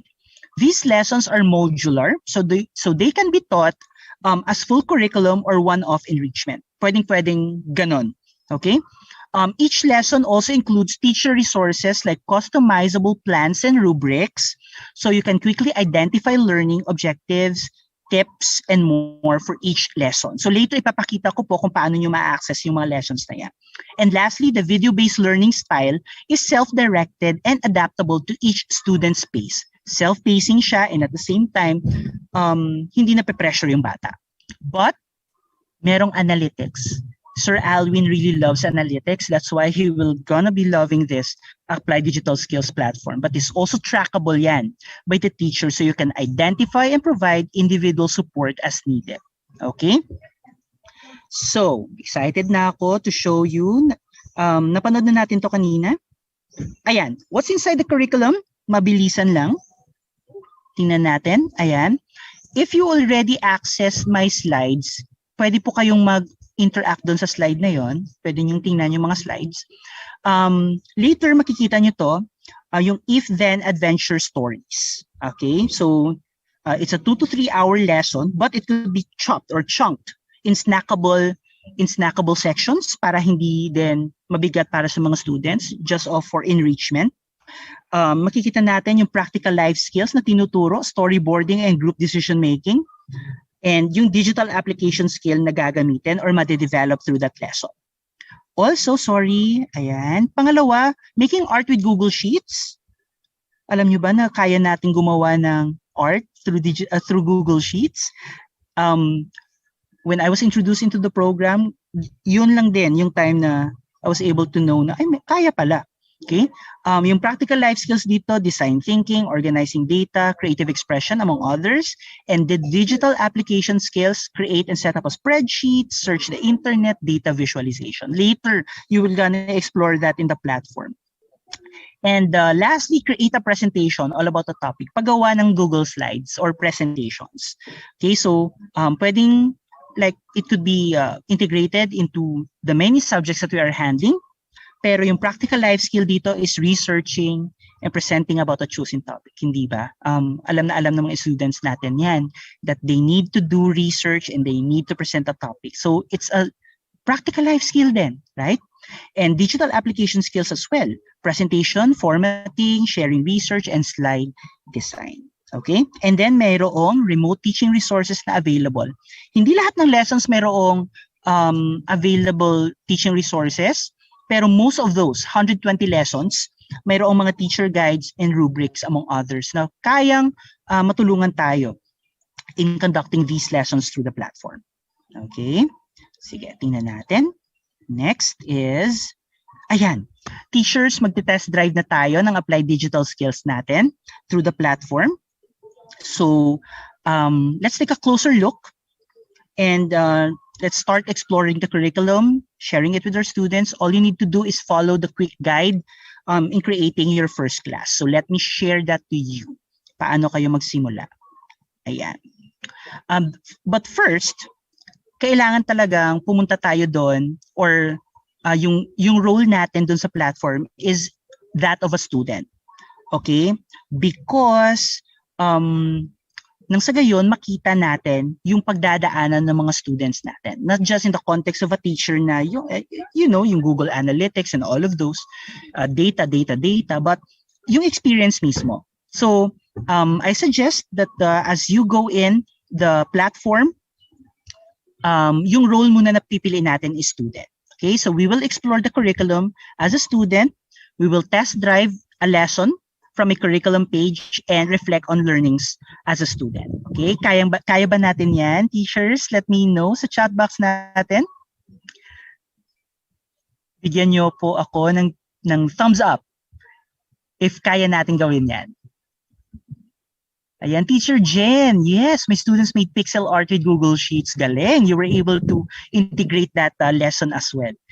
And hopefully then, sana, through that lesson, na-introduce mo din yung practical life skill na tinuturo and at the same time, yung digital skills na kailangan talaga ng ating mga learners. Okay, so thumbs up. Thank you, teachers. Sige, let's proceed. Ano ba yung unang gagawin natin? Unang-una is you need to sign in to the website. So punta lang po kayo sa website na g.co.applied digital skills. Okay? And you will be prompted to sign in with your Google account. So lahat naman tayo merong Google account. So any Google account will do. Hindi naman siya discriminating in terms of kung ano kang level ng Google account that you have, di ba? Kung fundamentals man yan, teaching and learning upgrade, or the others. Okay? So if you don't have an account, you can visit just Google/sign up for free to make one. Okay? Next natin, I know that you were also done with that.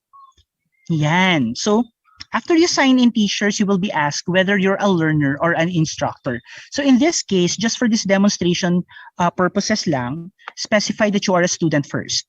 Okay, that is very important kasi kailangan magkaroon tayo ng feel ng platform on the shoes of a student account. Okay, so ipasok niyo din po, you encode your class code para makasali kayo sa pre-made lesson that I was able to do. Ito po, yung H92Z3C. Let me put that on the chat box para hindi po natin makalimutan.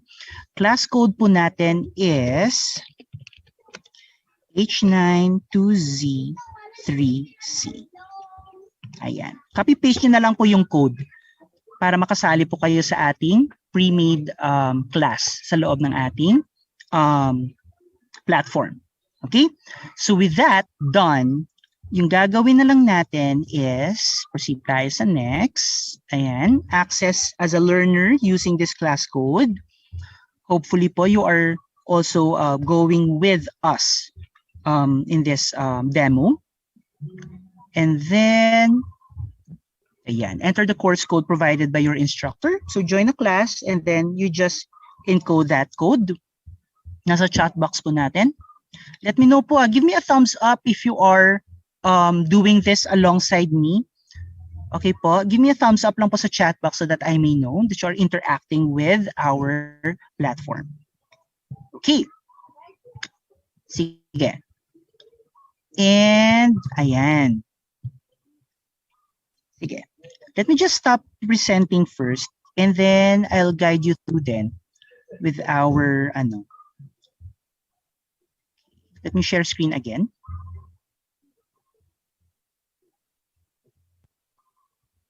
Ayan. Diba, ito po. Once this is, diba, ito yung landing page, you need to sign in first. Ayan. You need to sign in. Very important yan. So for example, gamit ako ng isang personal account ko na lang. Once you logged in, and this. Okay. And hopefully yung signal ko ay maging stable. Ayan, thank you very much. But this time I need to be a student. Okay, so I need to change my... Okay, let me just... Profile. Mag-change tayo ng role. Ayan, switch to student. Punta lang po kayo sa profile. If accidentally you were able to choose teacher, punta lang po kayo sa profile, and then dito sa account type, you need to switch to student. And then click on yes, change role. Okay, so yan. So this time wala pang lesson, di ba? So we need to go to the plus sign and then join a class. H9 to, ayan, let me just pull out the code. H92Z3C. Okay. Yan. Then join class. Yun. Very fast. So yes, join. Yan. Okay, very important. So you have successfully joined. Ayan, it is already reflected on your user interface, yung class na sinalihan mo. So you just need, dito makikita natin yung mga current lessons that your teacher has prepared. Okay? So let's click on the first one, right? An if-then adventure story. Tingnan natin kung ano yung laman yan. Thank you, Sir Anthony. Ayan, si Sir Anthony is also doing a demonstration work dyan sa kanyang end. Ayan, so ito po yung landing page dyan, okay? So tingnan muna natin yung features. Huwag mo nyo munang i-click yung start ha. Punta muna tayo dito sa activities. Dito parang kinokolate ng lesson kung ano yung mga digital tools na kinakailangan at yung skills na iti-develop natin. And then ipapakita din ng lesson na yan yung flow niya. Okay, yung flow niya. So usually, ganyan. Merong wrap up sa last part. And if you click that, mayroong mga elements, yung sections, yung section na yan. Okay? Sige. So, go teachers, no? Explore on your own, on your end. Sorry, hindi tayo nagkaroon ng face-to-face session for this. Kasi mas maganda talaga face-to-face, di ba? But for now, dito lang muna tayo. And explore lang, tingnan nyo, just click on the first section first para at least magkaroon lang kayo ng feel. Yan. Let's click on that. Okay. Later ko na lang ipapakita yung teacher resources as we move along. Yan. So sabi diba, it's a video curriculum. So may mga set of videos talaga. Hey, I'm Kumar. In this unit, you'll learn how to collaborate to tell an interactive So, story. let In me an pause interactive first. story, the reader acts as And then, merong transcript. Pwede mo siyang maklik para makita mo yung transcript ng video. Syempre, it's part also of the accessibility feature ng lesson. And then you can also change the playback speed to slow, normal, or fast. So with that, kung tapos ka ng manood ng video, you just simply click on next. And you will be automatically redirected dun sa next section ng lesson. So right here, you will be given like instructions and the links to start your project and how will you share your work. Last time I was able to share this, may nagtanong, Teacher Gab, can this be integrated into Google Classroom? Yung sagot is that not yet. Not just yet, okay? So yung Google Applied Digital Skills is like a separate LMS with Google Classroom, but you can actually post these lessons as part of your Google Classroom, and usually yung nangyayari, the learner will be redirected to this LMS as well. But doon sa aming updating a couple of weeks ago, sabi ni Sue and Derek Tranquina, yung parang head nung Applied Digital Skills, na they are rolling out this improvement din this year, bago siya mag-New Year. So hopefully makita na natin yung Google Classroom integration dyan. So for now, LMS-based talaga siya dito sa Applied Digital Skills. Okay, so you can share your work. If you are done here, you just need to upload your file. And that's it, right? You just go on next until you were able to finish the lesson. Okay? Now, this time, balik muna tayo doon sa introductory page ng lesson. Sorry po, masyadong mabilis yung ating discussion kasi meron tayong time duration. Anyway, sige lang. It's okay. Balik tayo sa ating home page. Okay. Papakita ko na ngayon this time yung teachers, yung teacher resources that I was telling you about kanina.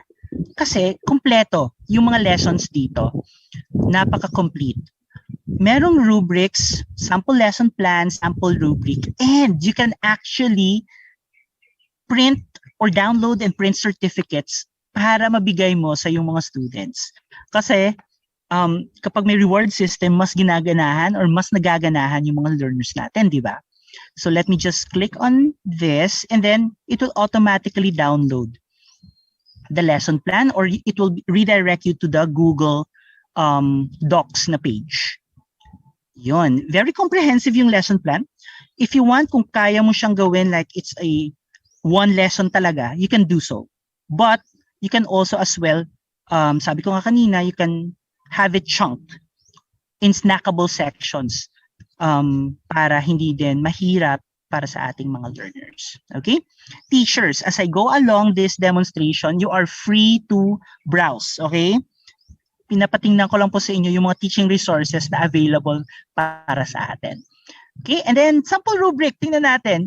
I'm very excited to share this sample rubric to you teachers kasi napakaganda talaga. As in, very complete, hindi ka na mamumroblema. Okay? You just need to encode the grades or the scores. Minsan nga parang automated pa siya na nangyayari. Depende din dun sa lesson na pinili mo. Okay? So yan, di ba? Very complete. And you can actually also have a supplementary rubric for that. Okay? So, di ba teachers, added value yan sa atin. Hindi na tayo gagawa pa ng rubric for the outputs of our students. It's already there. The only thing you need to do is to fill in. Okay?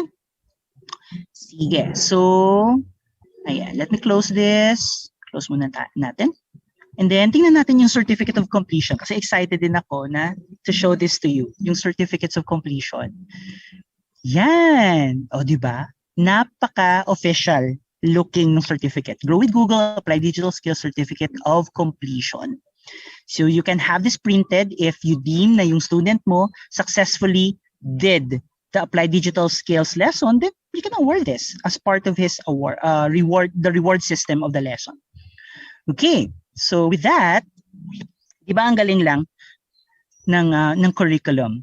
Also, you can browse teachers. Dito you can filter kung anong grade level ka, if is it late elementary, maybe grade 4, 5, and 6, middle school, junior high yan sa atin, high school, senior high, and adult learners. Don't forget, pwede mo din itong gamitin to train your colleagues or co-teachers. For the DepEd teachers, if meron man dito, you can have it on your LAC sessions, di ba? By digital tool, you can filter also. Alin ba sa mga digital tools yung gusto mo talagang mahanapan ng lesson. And let me minimize this. Yung by topic. By art man niya, business, career and college readiness, and all of those. Meron digital citizenship. Favorite ko yan. And also, isa pang favorite topic ko dito, teachers, na gusto kong i-share sa inyo, ito. Google Workspace Training. Merong collection of 10 lessons yan to prepare you for if you are pursuing a certification from Google. This can actually help you. Yan. 10 lessons yan in total. And sabi nung Google, ng Google, they will add more. They will add more in the future updates. Diba? So ang galing lang. You can use this as supplementary resource if you're also training other teachers to be certified educators. You can also digital art and games. Doon pumasok, Teach kanina yung nagsabi na she was able to have this with her students. Ayan, create an animation in Google Slides. Paano yan, di ba? You are, the learners will somehow like parang napipike yung kanilang curiosity. Paano kaya namin gagawin to? Write a story using emojis, di ba? Create a password puzzle, create a comic strip, and many, many more. The sky's the limit. Teachers, try to browse there on your end. Tingnan nyo yung mga lessons. And later, magtatanong ako sa inyo if what lesson do you love the most from the collection. Ngayon, it's already 171 lessons. It's already updated. O, di ba? Ang galing lang. Ang galing. So, it's up to us teachers really on how would we, di ba, define the usage of applied digital skills ng Google for our lessons, in enriching our learners, in preparing them for the real life scenarios na may encounter nila sa kanilang personal life and even sa kanilang professional life later on. Okay? Sige. So as you go along with your exploration dyan, free exploration teachers, this time, I will be introducing you naman on how would you transfer to the teacher account. Babalik tayo sa teacher account, okay? I'll now guide you on how would you create your first class. Okay? Dito, punta lang pa kayo dito sa drop-down menu, katabi ng inyong avatar. Punta kayo sa profile. So, let's click on that.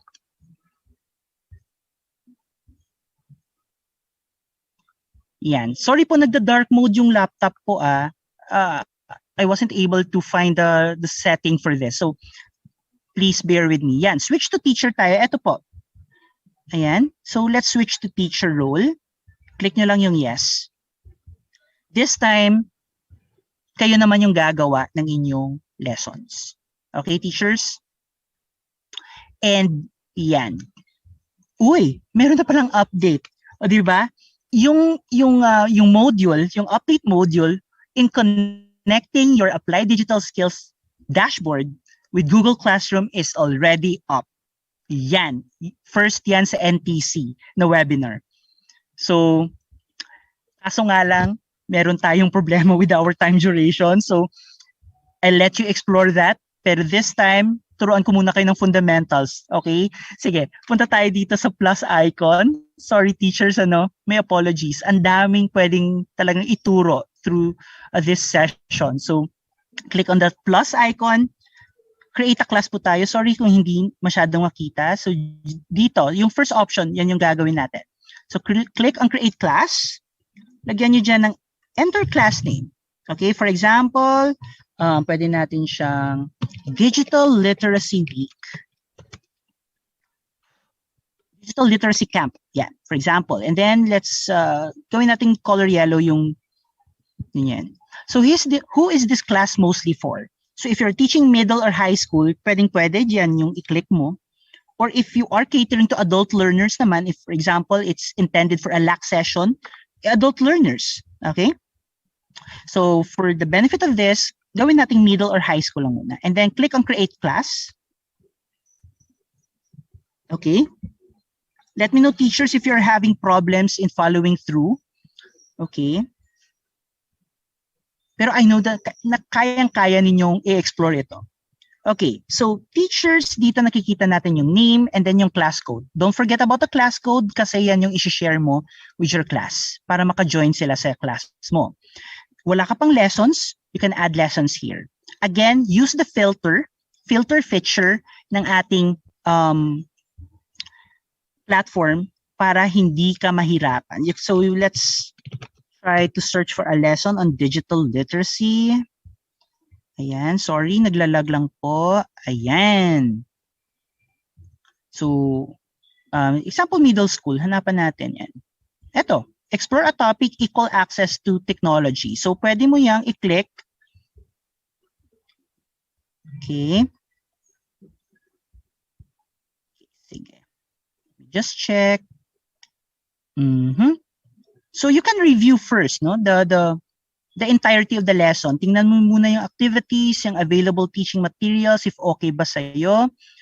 And if all those requirements ay gusto mo, at okay naman siya, at it serves the purpose of your objectives, so you just click on add to class para ma-include siya doon sa mga lessons na gusto mong ituro for that particular class.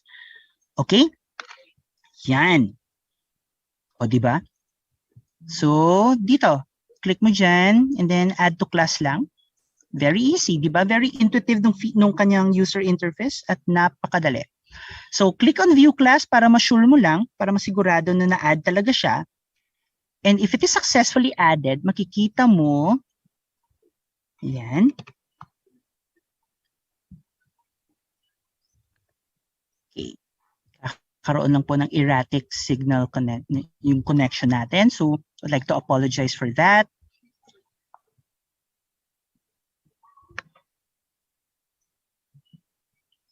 Ayan. So, I hope you are still hearing me, teachers, ano? Ayan. So, this, ayan. Again, teachers, once you are in a role of a teacher, mayroong analytics yan. So, kapag ina-access nung learners ninyo yung lesson, makikita mo dito yung percentage or the number of students na natatapos yung lesson mo. So there are 3 metrics here: the videos watched, okay, yung project submitted, tsaka yung videos, okay? So mayroong kang analytics dito for that tailored fit support na pwede nating mabigay sa ating students. Diba? Napaka-importante ng analytics sa point na ito. Okay, teachers? Yan. And if it's done, diba, if okay na yung lesson at natapos ng mga learners mo yung lesson na yan, you can just actually go here on added options, additional options dito sa 3 dots na to, and then mark it as finished, in order for it to be tagged as an archive lesson. It's already done. Okay? Yan. So I hope, teachers, that you are exploring it on your own dyan, on your end. So let me just stop sharing at babalik po tayo doon sa ating main presentation. Konti na lang po, matatapos na po yung session, and hopefully meron po kayong nakukuhang insights then with my presentation po. Ayan, so let's go forward with our presentation. We're done with that.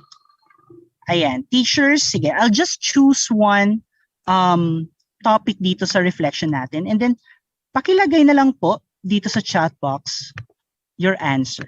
Okay, kahit later na po while we are wrapping up. Which lessons do you think, type ko po sa ating chat box, help your students be most prepared for a 21st century workplace? Ayan. Let me know po sa ating chat box. Which lessons do you think will help your students be most prepared for a 21st century workplace? Ayan. So let me know. Kahit ano na, huwag nyo nang gawing complete sentence. Kahit yung mga top of mind nyo lang, let me know sa ating chat box. Okay? Sige. Ayan. Sir Anthony, digital skills. Siyempre naman talaga, di ba? Sir Anthony, digital skills talaga. Sige, teachers, let me know while we will wrap up na this session. Let me know. Ayan. I'm curious. Ano yung mga gusto nyo pang lessons na do you think very important na naibigay sa ating learners? Ay, digital skills din, Sir Alwin Reclosado. Gaya-gaya ng sagot di ba? Pero anyway, kasi it's all about applied digital skills naman. I think yun, no, 'di ba? Tamang-tama yung pagdating ni Google Applied Digital Skills dito sa Philippines, dito sa ating country, because it's really needed at kailangan naman talaga ng mga students natin. Coding, Teacher Jen, very good, coding. I hope you will pursue that, Teacher Jen, yung coding natin. Robotics, 'di ba? Real life situations. Yan. Tama, Sir Anthony. Okay, so teachers, nandyan po sa ating screen, yung last part na lang po ng ating session this afternoon, just to wrap up. Ay, sorry po, let me just go back. Yan. Please answer this short 3-question Google form. Ito po yung ambassador attendee form po namin as ambassadors, and I hope that you could encode responses on that form. Napakadali, napaka-short lang po ng form na yan. Sir Alwin, can you copy-paste po yung ating Google form link sa ating chat box so that yung ating mga attendees could also do this, makapagbigay sila ng kanilang response. Ayan, also I would like to highlight Teacher Cecil's answer. Technology enhancement, sir. Pwede yan, Teacher Cecil. At napaka-timely niyan. From Teacher Alex, productivity tools. Photoshop, diba? Kapag marunong ka mag-Photoshop, it's, again, very helpful yan. If you are a business-minded person, talagang makakatulong sa'yo yan. Diba? To earn your living. Sabi ni Sir Alwin, from Sir Gerald, financial literacy, tama, budgeting. Kaya tayo ng mga teachers nagkakaroon ng problema with budgeting, so kailangan nating mag-enroll sa ating Applied Digital Skills platform. Okay, so teachers, ayan, so sige. Let me share the form na lang. Sir Alwin, sige, sorry po kasi siguro sa na din. Ayan, ito. Uy, Teacher Jen, thank you. Ito din. Yan. Sige, teachers, thank you very much. Ayan, Sir Dennis, gusto kong i-highlight yan, gamification of most of the lessons, talaga. Although gamification has also its cons, di ba? But it outweighs the pros ng gamification for the classroom, outweighs the cons. So go lang po tayo sa gamification. If it works for your class, go for it. Kasi if effective naman sa mga learners para makuha nila yung gusto mong i-drive through your lesson at ma-master nila yung competency na yun at maging proficient sila, really, pwede yan. Proud co-teacher, Sir Anthony, ayan. Thank you po for joining, Sir Dennis. Ayan. And then, last na lang po, one last thing, teachers, for resources, ayan, you can go here sa tatlong links that I will provide you. For the website and the curriculum, just go to the first link. For teacher resources, explore nyo pa po Applied Digital Skills resources. Ayan. And for help and troubleshooting, you can click on the link on the third number. Okay? So if you have questions, inquiries regarding Google Applied Digital Skills, let me know. You can see there my Twitter handle at Gab Educado and also my work email. So if you have questions, contact nyo lang po ako. I also have Facebook, hindi ko na nailagay.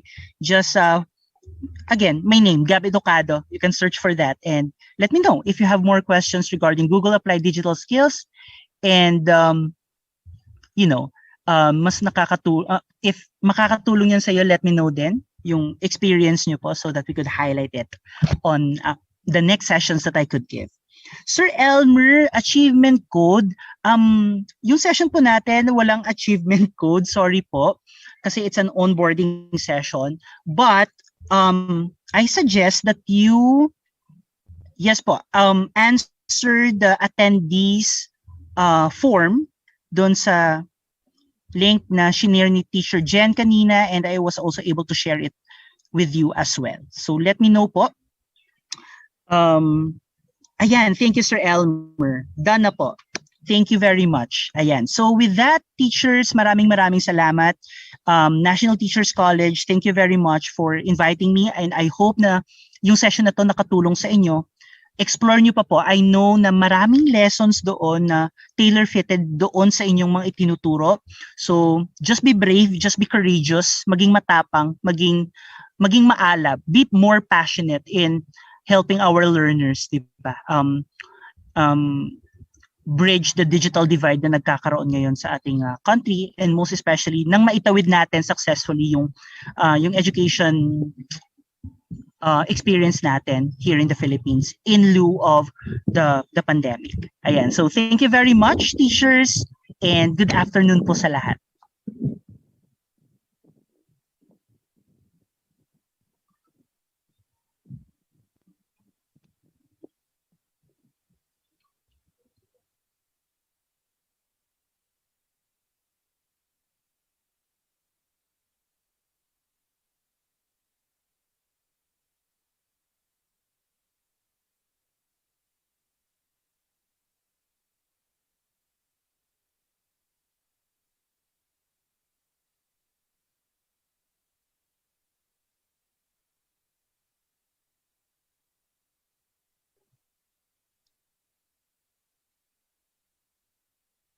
Ayan, thank you, Teacher May, Sir Alwin, Sir Alex, thank you. Power teachers, explore more. And you can contact me naman through my Twitter and my email. So go lang, explore nyo pa, gamitin niyo, please. Makakatulong talaga yan sa inyong mga respective classes at sa mga learners natin. All for para sa bayan, para sa edukasyon, para sa kabataan, at para sa ating mga kapwa-guro. Thank you po. All right, thank you very much. And ayun, so going back to our webinar for this afternoon, grabe, sobra yung natutunan ko for the last topic shared by Sir Gab, no? So I'm really excited to apply this, especially me being a librarian in our institution. So I think this is really helpful as we can also make use of this as our resource. All right. So, to continue with our webinar for this afternoon, how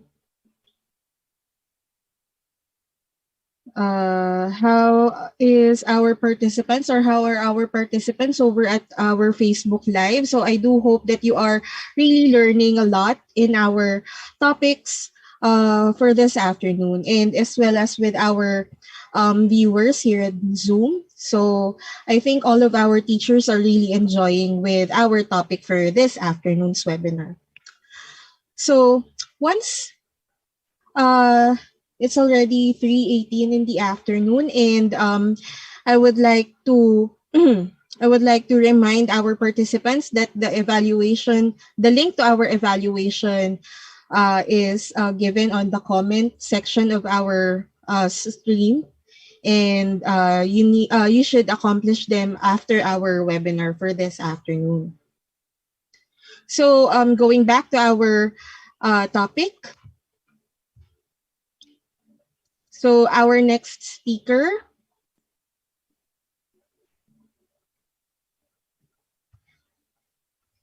graduated from the University of the Philippines, Diliman, with a degree in Family Life and Child Development, magna cum laude. She also topped the licensure exam for teachers in 2008 with a grade of 90.6%. Wow. After graduating, she taught at the International School of Manila and British School of Manila. Presently, she is teaching at Legarda Elementary School in Manila. She is part of the SPED Gifted and Talented Department in handling the math and science classes of the upper intermediate class. She is also the school ESP and YSPED coordinator. She has written textbooks for both Vibal and Diwa Learning. Her passion for special education has led her to be the corporate secretary of the Inclusion Initiative, a group of individuals spearheading the campaign for inclusion in the Philippines. She has participated in educational tours in the US, observing special education schools as well as schools involved with inclusion. During the pandemic, she has developed an interest in educational technology. She is an Apple Certified Educator, Microsoft Innovator, Edpuzzle Certified Coach, and Nearpod Certified Educator. She is also a member of the International Society for Technology in Education. She is currently pursuing a degree in special education at the National Teachers College. During the pandemic, she has developed an interest in educational technology. So without further ado, let us all welcome our third speaker for this afternoon for her topic about Nearpod, Miss Genevieve Karen Domayas.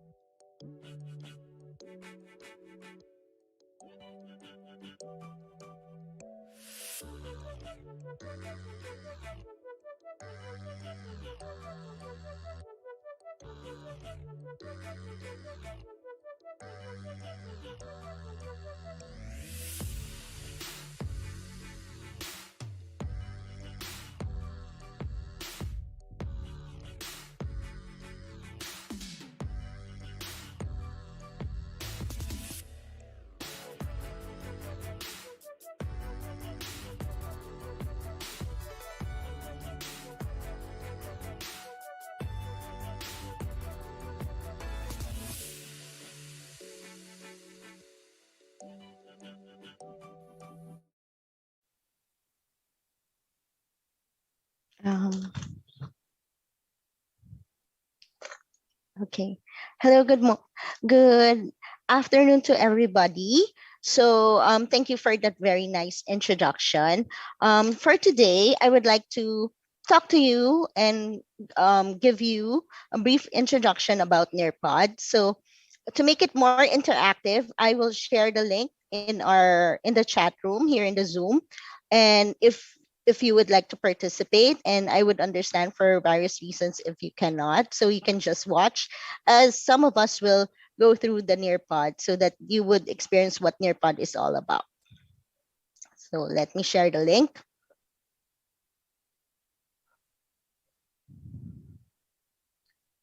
So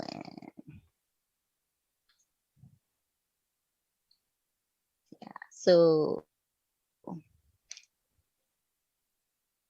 So if you could also see in my screen, on my you could see that you can join Nearpod. If you could have the app, you could just have type the code, or you can just copy the link and send it to the chat. And it could also be done to you could paste the link to the Google Classroom, Reminds, or Microsoft Teams. So okay, so let me get started.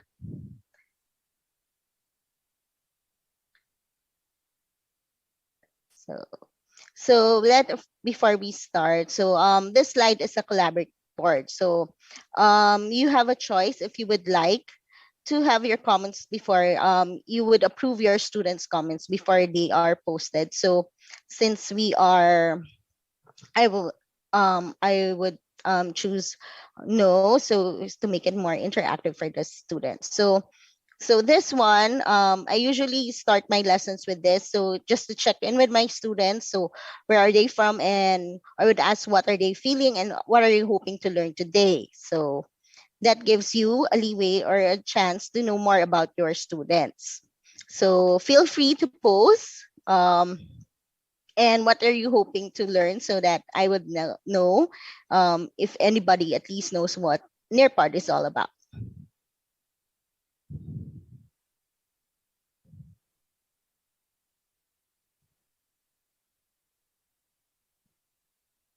So I think they're all shy. So anyway, let's move on. So for today, I'm going to talk about Nearpod. So it's one way for us to navigate the platform itself and make every lesson interactive. So one of the problems we had when we started with the online learning is that the student engagement was really lacking for some if we just do it through PowerPoint. Some of us may not know how to make it more interactive for the students, which we miss doing the traditional class. So what I like about Nearpod is that for my Nearpod, the students can make their own notes. So I don't have to give them the slides. If they can make their own notes, such as this one, they could click in the notes tab, which is like a piece of paper and a pencil on the top right corner of the student device. They can choose where they would like to save it. It's either their email, their Google Drive, or their OneDrive, depending on what they have, if it's the Google or the Microsoft account.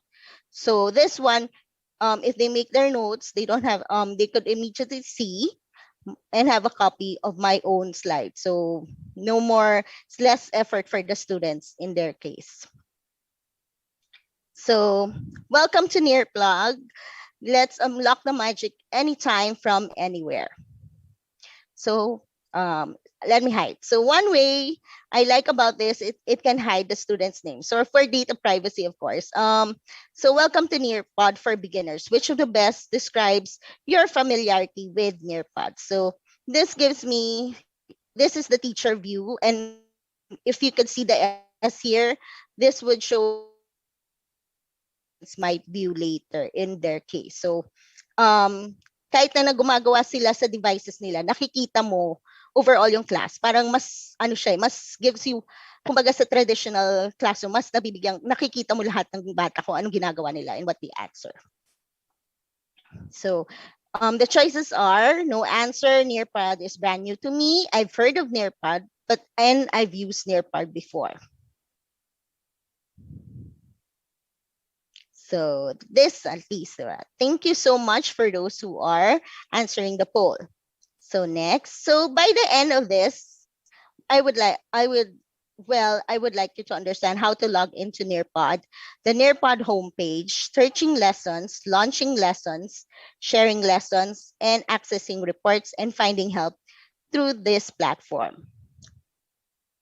So first, join the fun. So time to play is, so we have time to climb. So this is my gamified learning. Syempre, pag sa start ng lesson, medyo yung mga bata, since we start early in the morning, they might be a little sleepy.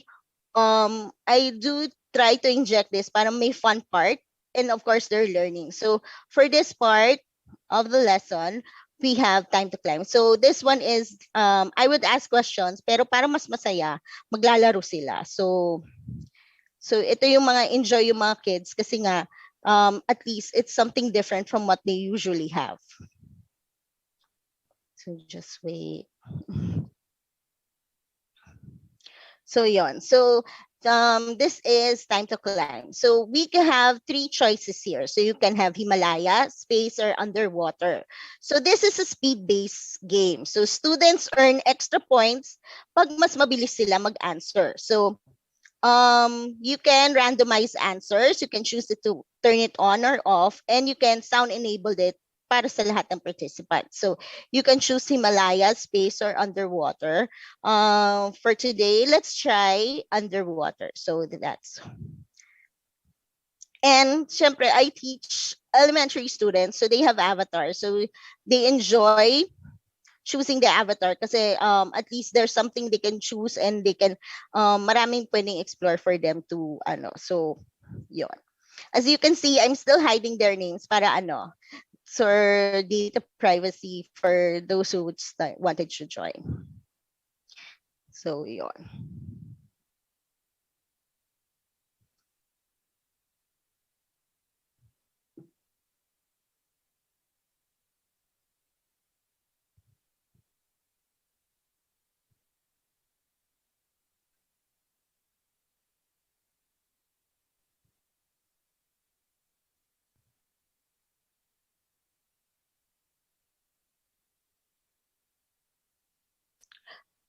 Okay, sige. I'll start a game so that we can see. So,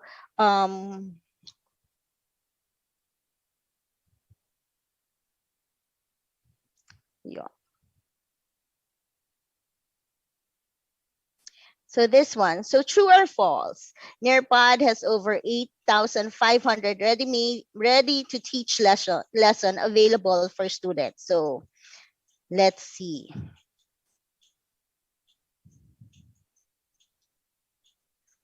So sa Nearpod, yung time to climb, instead of the usual quizzes, you can choose true or false or pwedeng multiple choice rin. So, yon. So, yon. Tapos you have at least a little leeway para in between the questions para yung mga students, they can ano rin. True or false, Nearpod can be used for both synchronous and asynchronous learning.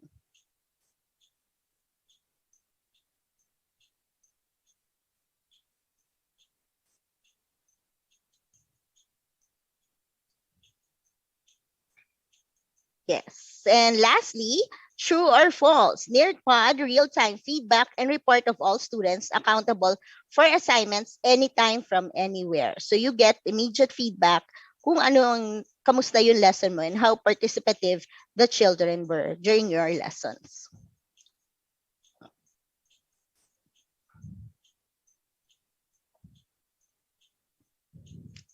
Yes, so congratulations to the top 3. Later, just PM me so I could give you a little prize lang for participating and doing well dito. Okay, so let's move on. So they are all true. So all the questions earlier were all true. So let's move on and learn more about Nearpod. So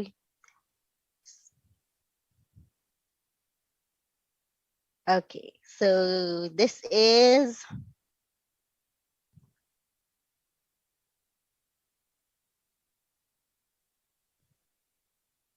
okay.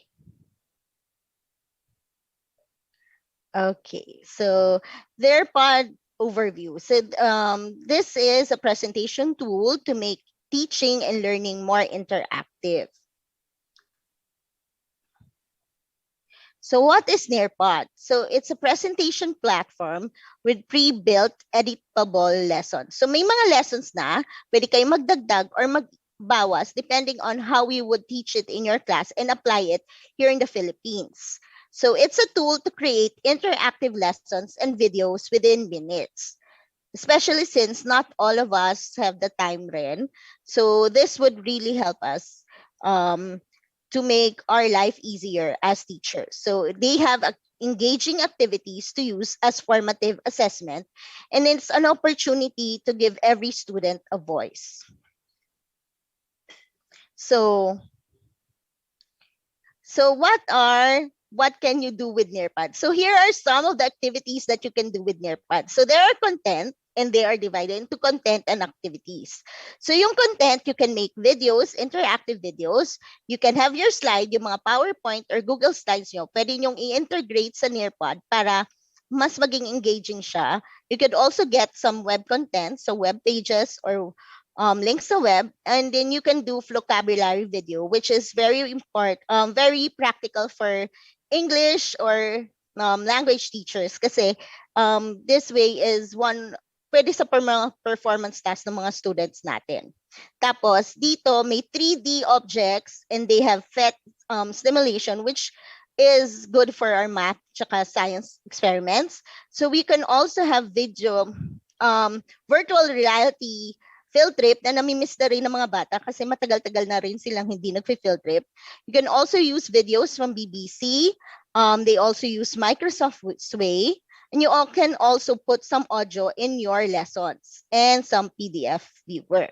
So ano pa yung mga activities? Aside from yung pinakita ko ng time to climb and the collaborative board, you can also do drag and drop, matching pairs, quiz, open-ended questions, yung flip grid, yung draw it, poll, fill in the blanks, tsaka memory test. So, in a way, makikita nyo na marami talagang pwedeng gawin sa Nearpod.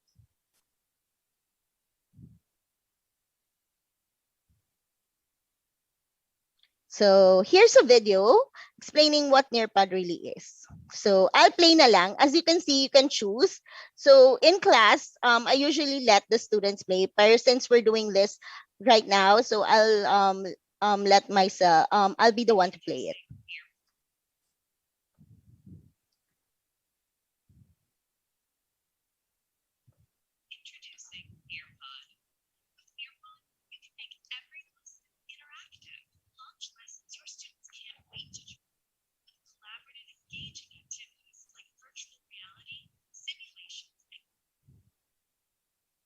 So, which activity or content is your favorite? So, that way, makikita nyo na habang nagpe-play yung video, pwede kayo mag-inject ng mga questions which could give you give you a view of what your students are learning.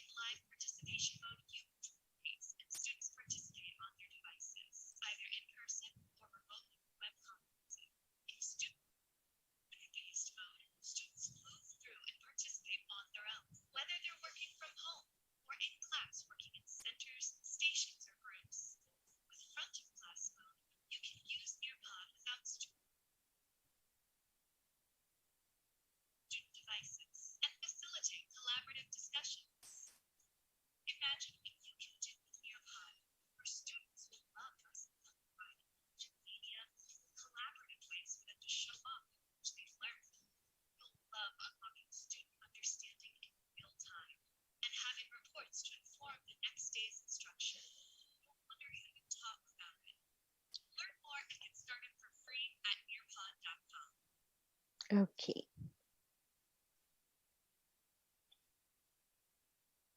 So,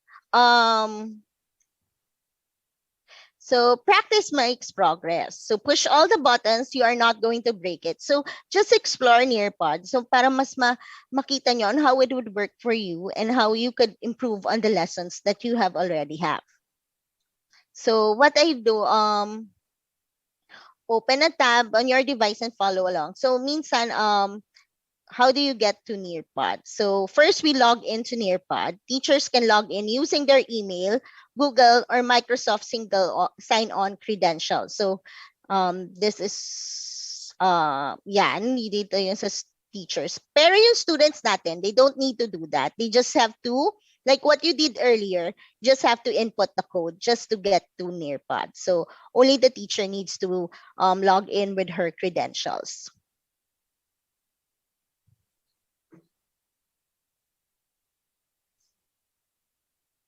So yeah, and then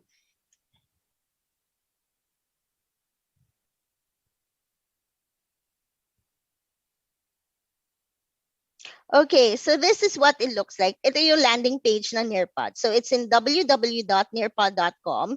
So we have 3 buttons here. So there's a request code, sign up for free, and log in. So this one, you click on log in para as a teacher you would get in and sign in with Nearpod. After which you would see this for to log in. So pili ka kung Google, Office 365, yung Clever if you have your own account there or a class link. If not, you could always use your own email and then use your password to get in to Nearpod.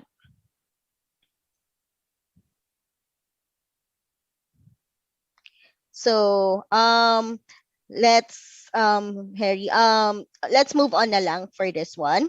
So Nearpod homepage, when you log in, you will be on the homepage also called My Library. So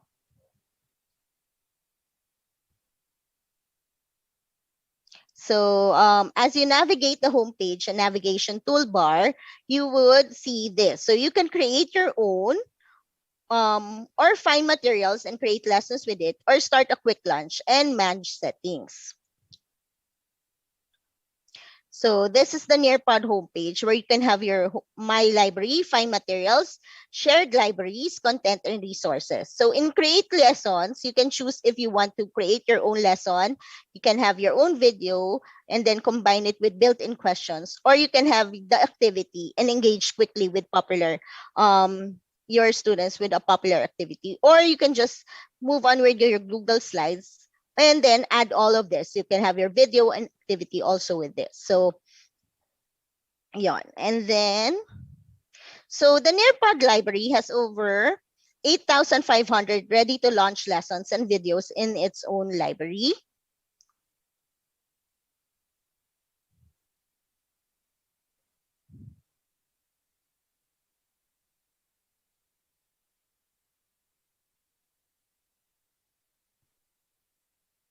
So you can access trusted, standards aligned, pre-made lessons for every grade and subject. So they have they have for social studies, they have for reading, English, science, and math. So even coding and your SEL, your social emotional natin na very ngayon. They have lessons on empathy. So to get your kids parang well-rounded din sila. So from the navigation sidebar, so this is what would look like when you open your homepage sa Nearpod. You could click the Nearpod library and then select it. After which, you would see this. So mayroong mga different, you can choose from featured topics, videos, activities, lessons, or publishers. So medyo depende na sa'yo kung ano yung gusto mong tingnan at para yung gawin yung lessons na gusto mo. And also, you can choose by subjects, standards, lessons lang ang gusto mo, pwedeng videos or activities. And then you can choose kung anong grade mo tuturuan or where would you apply it. So after that, after adding the lesson, you could preview it para tingnan mo rin kung bagay ba sa mga kids mo and ano yung pwede mong gawin para improve so you can edit it after.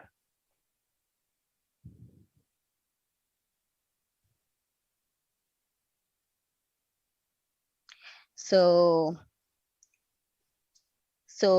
which lessons you could so you could ask also if I were doing this, you could ask and write what lessons would be naturally involved sa pag Nearpod pag maghanap ka. Now ready to launch. So for example, natapos ka na, nakakuha ka na ng lesson, na edit mo na just for your class, you can share the lessons anytime from anywhere with the live or student-based code. So for this, alam natin na yung synchronous, teachers can share the live mode like what we did today, class setting, or through video conferencing. Student devices sync together and the pace is controlled by the teacher. Pwede ring asynchronous. So teachers can use student-based mode and have students complete their lesson at their own time and their own pace. So for example, siguro pwede kang kumari may kailangan gawin, and you can't teach the class for some reason or another. So pwedeng mag-asynchronous ka and you could assign it to your students na pwede nilang gawin. Pwede mong isend yung link sa kanila and they could do it on their own. So yung front of the class, syempre, what if your students don't have devices and you're teaching online na rin, face-to-face, if we were to teach face-to-face, you can project your video at the front of your classroom, engage your class without student devices. So they can do it, you can do it in class na, pag nag-traditional setting, if we go back to the face-to-face class.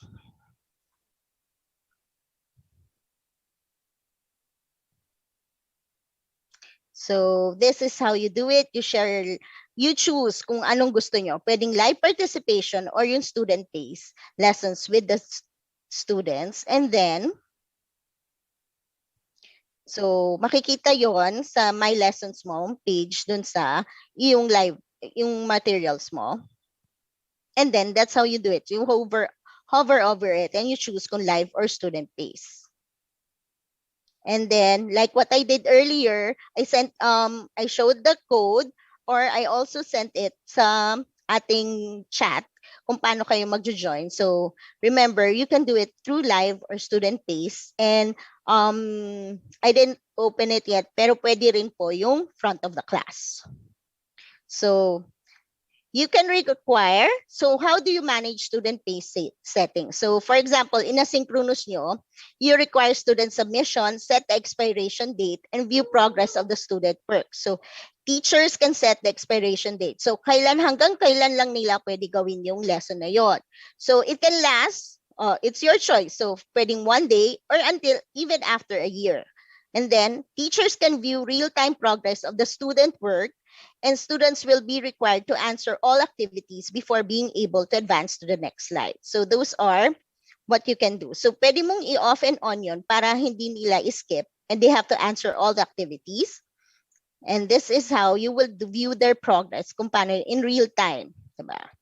So these are, dito naman yung yung number 1 where you can set the pace and deadlines and when they do it. So you can, pwedeng for a month, a week, or even 1 day, or even a year. So it's your choice kung gaano katagal mo papagawa sa mga bata yung Nearpod lesson na yon.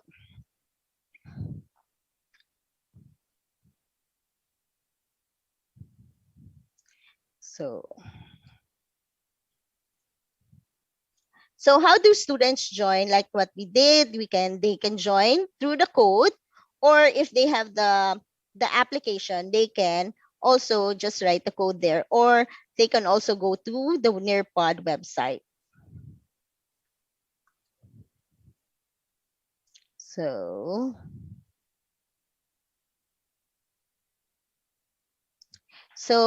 after the lesson, syempre nakasagot na sila sa activities, we want to also review student work in real time and post-session reports.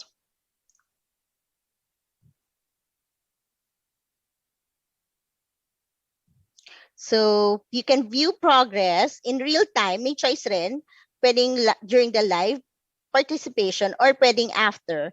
Meron kang report. So you can show it to your leaders also na nagturo ka and you have the proofs to do it na yung engagement ng mga bata.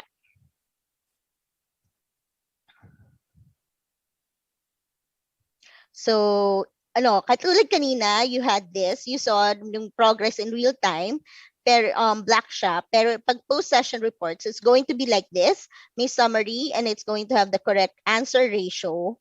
And also, yung bawat questions, meron ring, you can see kung sino yung mga batang sumagot and their answers and responses.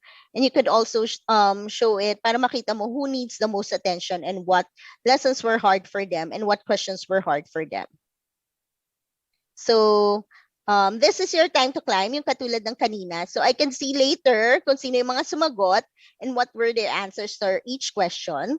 So, kanina, we reviewed the leaderboard to see the student scores while the game is in progress. But also, after this, I could also see yung post-session reports. Pwede kong i-review yung questions and student responses after the game is over. Now, for the other activities, like kung open-ended, which Nearpod also has.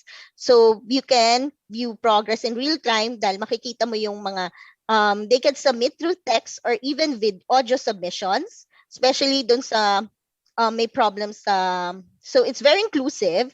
So para sa mga people who are not nahirapan mag-type or they have problems with their typing skills or writing skills, they can always just say their answers and pwede yun sa Nearpod.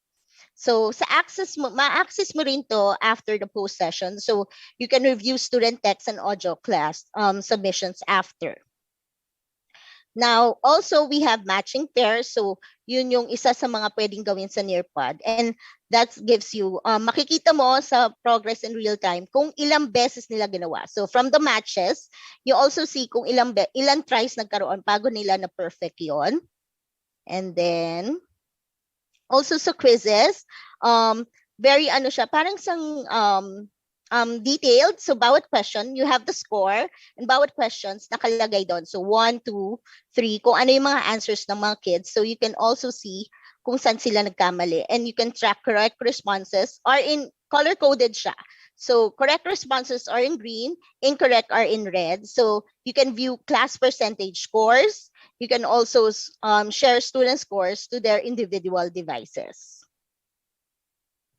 And then, So if you do Flipgrid, so they can also do Flipgrid through Nearpod. So they can manage video responses on the Flipgrid teacher dashboard in real time. And then you can switch the dashboard to student view, which is here, yung S.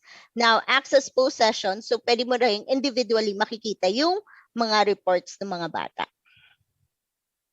And then we have Draw It, which they do. In my class, I use it for math because they can type or even write their answers sa math lessons. And then also, you can view the drawings when class is over and enlarge it. Syempre, minsan, masyado maliit yung mga nasa screen natin. So you can enlarge it after the session. And then, so we have collaborative board. So this one, you like I do kanina, I can turn on or off the student comments, and then you can share the board to social or by link, and then you organize the board by alphabetical, time, or like. So dito pwede sila mag-like. So there's a heart button na pwede nilang i-heart kung they agree with what your students wrote there. So para siyang Padlet, pero meron siyang sariling, yun yung collaborative board niya. And they also have polls here. So you can review individual and whole group opinions in real time and share the results to their individual devices. Or you can review, after which you can review their answers. So yun. So they also have fill in the blanks, and makikita rin ng students in their own devices yung score. So what I normally do is hindi ko pinapakita yung results ng bawat bata. So after they answer it, makikita nila agad. So it's very fast na makikita nila yung ano na yung nakuha nila sa fill in the blanks. So yeah, so when the session is complete, so how do we access the reports when the session is complete?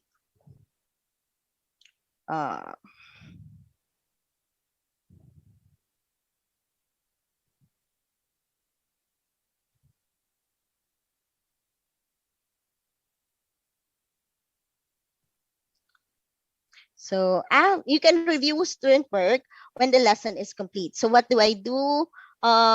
So you have, after my lessons, you have on the third line, you have the report. So you can choose yung, i-click nyo lang yung report. And then, after this, kunwari, ang tinuro nyo, work and energy. So you would see anong oras nyo tinuro yon. So depending on how many classes you teach, you can choose any of the classes you want to, click and see the students' participation and what happened. So you can edit the name of the session by clicking the pencil. So for example, in this now time and date mo makita, pwede mong i-edit kung anong class yon. And then the house icon indicates the student-based lesson. So these are the activities. So pag makita mo yung reports, you would see all the activities you put in there. So there's a quiz. Dun sa lesson na yon, there's a quiz, poll, open-ended, draw it, matching pairs, collaborate, and time to climb. So each activity, you could actually see yung engagement ng mga bata. So these, you have student participation in general, and you also have the student engagement details. So for example, yung isang bata, you could see ilan nakuha niya sa poll, ilan nakuha niya sa open-ended, ilan nakuha niya sa quiz, ilan nakuha niya sa draw it, yung matching pairs. And then finally, yung participation niya overall dun sa lesson mo na asynchronous. Then you can download the report as a PDF or CSV or share it via email. So you have choices on how you would get the reports itself. And then you could also share it to your students para they can, yung sarili nila, para nakita rin nila kung ano yung nakuha rin nila during that lesson. So let's put it all together. Take time to explore, practice, understand, and try. This is the first step towards next level engagement. Remember, practice makes progress. So, syempre, since we have limited time, you can search dun sa Nearpod itself, teacher resources, and the FAQ page to learn more on specific topics. So these are the resources. They have their own webinars and you can attend live webinars or on-demand webinars, and they have instructional videos na FAQ para encourage nila kayong mag-join sa Nearpod. So they also are active in social media, such as they have their Facebook, Instagram, and Twitter accounts. So you can have they can support you if you have any questions. You can email them, stay connected, because they also, aside from Nearpod, they also have own vocabulary, and you can also be a certified educator through Nearpod. So,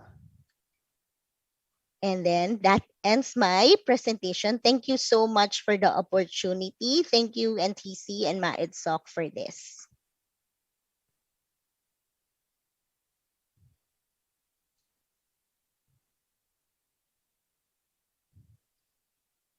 Thank you very much, Ms. Genevieve, for that wonderful topic about Nearpod. And once again, let me just remind our viewers that if you have any questions, you may feel free to type them at our comment section, especially sa stream namin sa Facebook Live. And an officer from the MaEdSo will be collating your questions, and we will try to answer all of your questions to our speaker after the session ends this afternoon. All right, so I do hope that our viewers are still have the energy po. So we're down to our last speaker. So can I get a thumbs up for those who are with us at our Zoom, and then can you please send us a heart comment over our Facebook Live if you're still with us. So we're nearing to our end, and with that, let me introduce to you our fourth speaker for this afternoon. So our last speaker is a mathematics teacher and the moderator of Xavier Debate Team in Xavier School. He is a technology integrator in the classroom, advocating for TEACHnology, the appropriate use of technology in the teaching and learning process. He received his certification for adaptive design in learning from the Science and Arts of Learning and Teaching Institute, Ateneo de Manila University. He is currently taking his MAED major in mathematics at the National Teachers College. He is also an Edpuzzle ambassador in the Philippines, Quizzes Certified Super Trainer, Wakelet Ambassador, Google Certified Educator Level 1, Kami Educator Levels 1 and 2, K Academy Verified Educator, Kahoot Certified for Schools, Kahoot Advanced Courses Certified, Globetrotter, Rocketeer Master Coach and Mentor, Quizzes Game Changer, Quizzes Recognized Community Professional Development Presenter, and Explain Everything Explainer Level 1. Through the various technological tools he employs in the classroom, he aims to transform technology into TEACHnology. So without further ado, ladies and gentlemen, our fourth speaker, with his topic about Edpuzzle and quizzes, no other than Mr. Alwin Recusado. Hello, everyone. Good afternoon. I hope that you can hear me clearly. Please give me a thumbs up if you can hear me clearly.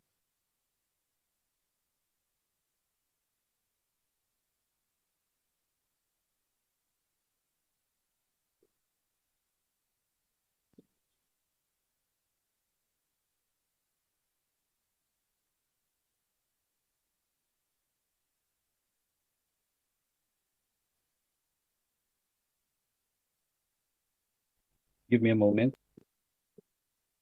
There, thank you very much for that introduction, Ma'am Carmela. And thank you for staying with us. So I will be talking about quizzes and Edpuzzle. So for now, I will start the dazzle with Edpuzzle. So when we talk about Edpuzzle, we know that this is making any video our lesson. And with Edpuzzle, we say that we can create beautiful interactive lessons, integrate right into our LMS, And then we can track students' progress with hassle-free analytics. Just like what Mr. Educado said a while ago, I really love analytics. And it is through this platform that I was able to engage my students more. I can have my students more accountable, and it increases their performance. My hope and my target today is that at the end of this session, Edpuzzle will be your new best friend. For what reason? So through Edpuzzle, your students can go and watch the video at their own pace.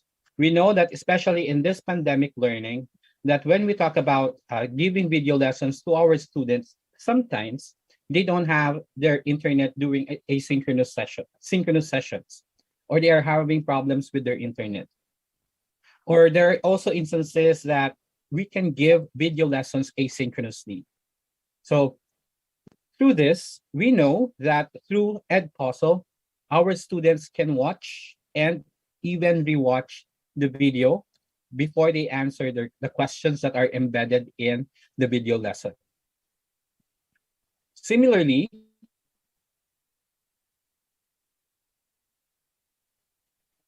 we can hold our students accountable. Can see who is watching the video and who is answering the video. In this given example, I have here student one. I see here that in student 2, he was able to watch 50% of the video, so as student 3. Student 4 and student 5, they were able to watch the video, and they were able to watch 100% of the video. And if you see here, the time lag, 9:09 a.m. and the other one is 9:06 a.m. So when we are giving video lessons to our students, it is also important that we have to consider their own pacing. We should not be saying that you can only watch this for 5 minutes if the video that we are preparing is 5 minutes. So this is also a way for us to adjust based on the level of questions that we give to our students. Next, as we say that we can hold our students accountable, if you see here, teachers, there are teardrops. These are the questions, notes that we have embedded in the given video lesson. And if ever a student would want to try to skip this video, a word like this, locked, will appear on their screen. So it means that they cannot skip the video. So it is expected that a student will be able to watch 100% of the video lesson that we have prepared. And the main goal is for our students to be more engaged with our topic, for our students to fully see and participate in the video lesson that we are giving them. So let us now focus more on the analytics of Edpuzzle. So here, for example, when we did our lesson on area and perimeter, so by the way, I teach math. So most of the examples that you are going to hear from me are from the subject area mathematics. So here, we can see, once again, this basic analytics. But if we dig deeper, we can check on the analytics further. So we have two options in checking the analytics. Either we want to check the analytics from their students or per question. So let's take a look at analytics per question first. So here, for example, in question number 1, I have 29 out of 39 students who got the answer correctly. Then I can go deeper into that in taking a look at the analytics of this question. I will see the list of the students who were able to get the answer correctly. Similarly, I will also see the list of the students who didn't get the answer. So you will see the answers of your students if they answered A, B, or C. And that is the view per class. We can also have a view per student. In this video lesson, so there are 3 questions. And we see here that the student watched this video completely, but he was able to get 33% of the questions, or 1 out of 3 questions correctly. On the other hand, I have here student number 2. My student was able to watch the video completely, and he got 3 out of 3 questions correctly. So these are some of the basic things that we need to know in line with Edpuzzle, because we say that with Edpuzzle, what we want is that we can share, use a ready-made lesson from another teacher, or any video from YouTube or different channels as well, or we can record and upload our own video lessons. And teachers, we will be working on that in a bit. Similarly, Edpuzzle is responsive to the SumR model of Ruben Puentadura. So when we talk about the SumR model, we know that with the use of technology, our main goal is to redefine learning. And for us to redefine learning, we should also take a look at it side by side with the EdTech Quintet perspective. So let me just give a brief description of the SumR model. I know that you know this already. It has been present for more than 20 years. So when we talk about substitution, technology acts as a direct tool substitute with no functional change. So for example, you have your video. So actually, when you have your video, for example, your video from YouTube, and then you recorded yourself, for example, or you recorded yourself. What difference that it make when you give this lecture to your students? Actually, it's just a substitution on the substitution level. But when we annotate, when our students can interact with the video lesson that we have given them already, then that is augmentation. We are giving a deeper layer or better use of technology. With Edpuzzle, there are also 2 main ways for us to say that we can reach transformative education, wherein we can modify learning or redefine learning, especially with the use of student project, which I will also be showing to you in a bit. And with the use of Edpuzzle, we are very sure that we can work with the EdTech Quintet perspective. It is also aligned with that of Ruben Puentadura. We say that with Edpuzzle, it could lead to collaboration, communication amongst our students, or our students can do the sharing right after their discussion or watching the video lesson. And if your students are using Android or iOS, they can download an Edpuzzle app, and then they can watch the video that you upload there anytime. Because once again, it depends on how we work with the Edpuzzle. Either we want it to be done asynchronously or synchronously.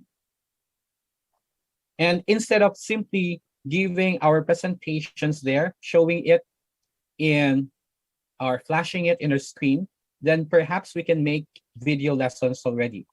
I know that a lot of the teachers right now became content creators, and they wanted to contextualize their lessons as well, so that it is more appropriate for their students.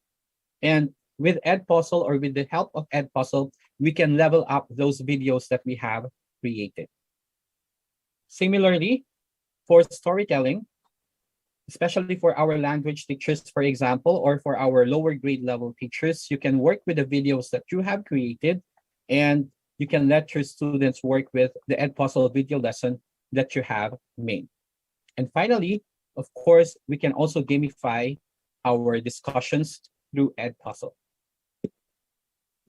One of the recent updates of Edpuzzle happened September 2021 rather, wherein they included screen recording. So through Edpuzzle, you don't need any other app. If you go to the Edpuzzle platform, you can already video record yourself, especially for our new content creator teachers. And then right after that, it will be uploaded to the Edpuzzle platform already. Or through Edpuzzle, you can check on any video from YouTube, and you will see, if you see this, edit with Edpuzzle. This is a Google Chrome extension. So from any video from YouTube, you can, if you have the Google Chrome extension, if you wish to download the Google Chrome extension, just go to Chrome Store of Google and search for Edpuzzle, then download it. Then the next time that you watch a video or you search for a video, this will appear, and once you click it, then it will take you to Edpuzzle already. Just like what we say in Edpuzzle Pilipinas, padaliin ang buhay, i-Edpuzzle na yan. So the next thing that we are going to do is I will take you to the platform of Edpuzzle.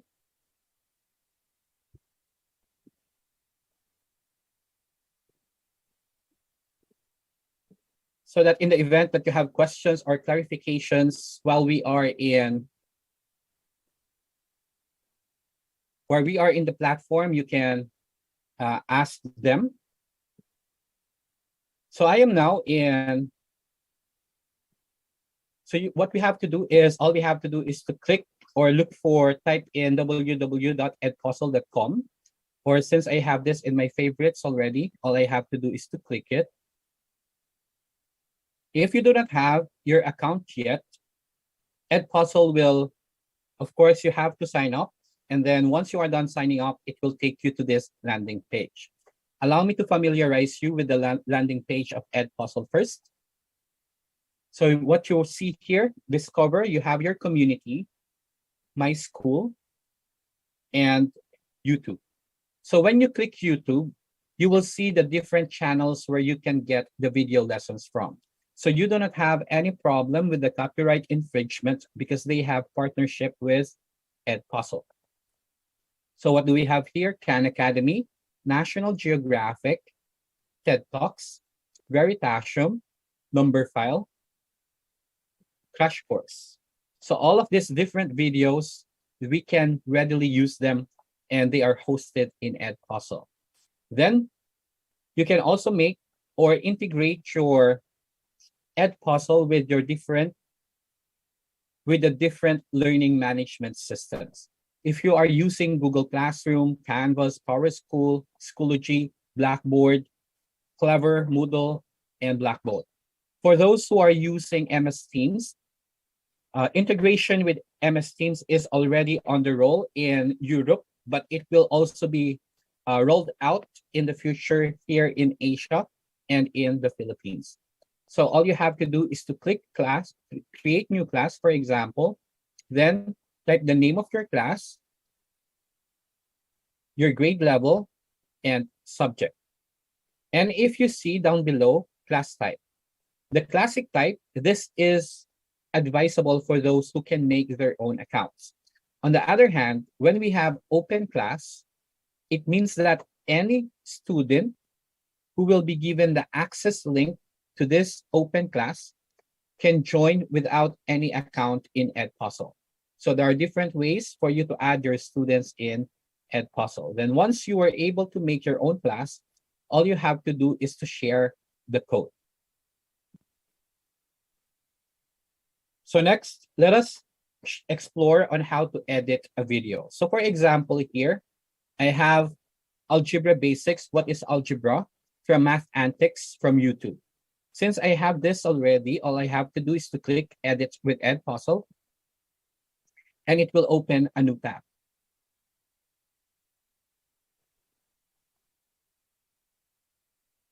So we don't have to copy anything. All we have to do is to click the tiny yellow button, and it will take us to the editing tab of Edpuzzle already. So what you see here are cut, voiceover, and questions. Just a clarification or a disclaimer that if this video is not your original video, in line with copyright infringement, we cannot edit or add voiceover to this. So the original voice of the speaker is the only one that our students can hear. If once again, if this is from the different channels and this is not our own video. Let's work with editing this video first. So what I'd like you to take note first is the time. Total new time is 12 minutes and 7 seconds. And usually when we are teaching online, these kinds of videos are very lengthy. But there are also some parts that we can readily remove from these kinds of videos, especially if they are from YouTube, because sometimes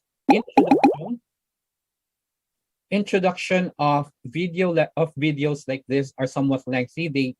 They can extend to until 2 minutes, wherein they are talking about their websites, talking about or encouraging people to subscribe.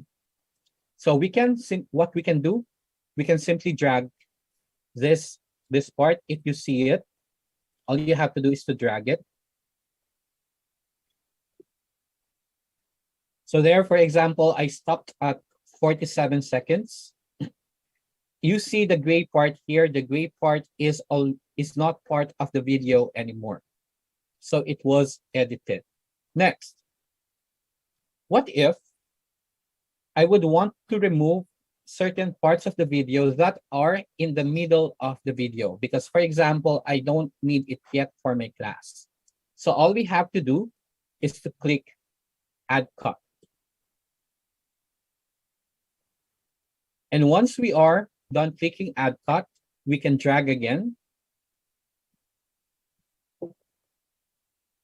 And then drag some more. So we can do the add cut to the different parts of the video. So just a disclaimer as well, or one thing that you can do before you do the editing is to watch the entire video, because as a teacher, we need to do that. We need to video proof whatever we are going to present to our students, and then we can continue editing with Edpuzzle. Then, for example, I don't need the latter part of this video. I have to drag it as well. So as simple as that, teachers, you really don't have to exert a lot of effort in editing and cutting your video. So what I'd like you to focus now on is on the total view time. It's only 7 minutes and 58 seconds already. A while ago, it was over 12 minutes. That's how easy it is for us to edit with Edpuzzle. Next, if we're going to click questions, you will see here multiple choice, open-ended questions, and notes. And this is one of the best ways for us to have an interaction with our students, or our students to interact with the lesson. So for example, in this part, I would want to add a question. So I am adding a multiple choice question. So all you have to do is to type your question. So say, for example,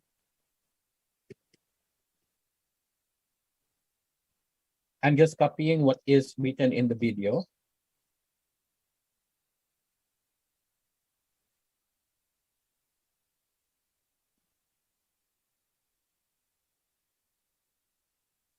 So we can add another question here if we want. Just click this, say 9.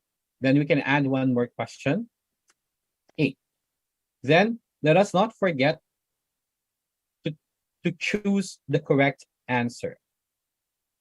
Then once we are done, let us click save. 10. So there you have it. You can see here already, you can see the teardrop here. So it means that there is a question that was embedded in this video lesson. Now, what if we want to add more? We can click this question. Click continue. 10. You could just write AB plus CD equals. So what if we have this as well? But this time, we want an open-ended question so that our students will type in their answers. So what is AB plus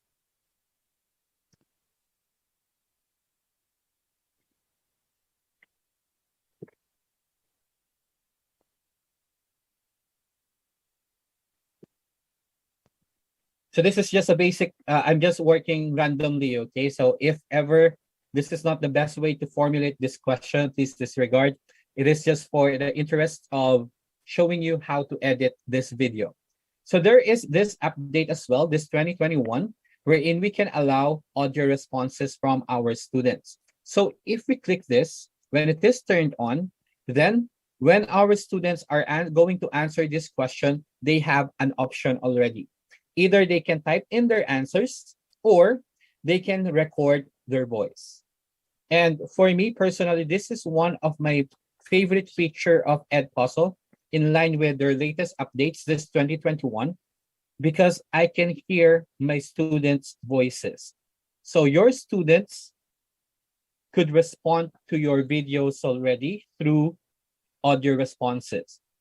This is also a way to empower our students, especially those who do not want to recite in class. It's not that they do not want to recite in class, but perhaps they are shy or they are not that very confident of their answers. So this is a way for us to reach out to our students.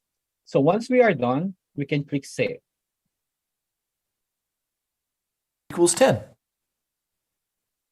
Equals 10. Then what if I want to add other things? What if I would want to make some follow-up? I would want to give some notes to my students. So all we have to do is we can type in the notes that we want to give them here.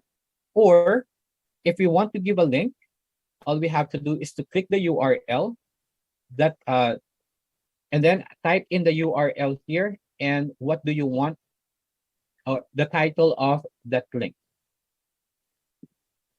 Then once we are done, then we can click save. You can also use this shorthand when you're... So in this case, let us click finish.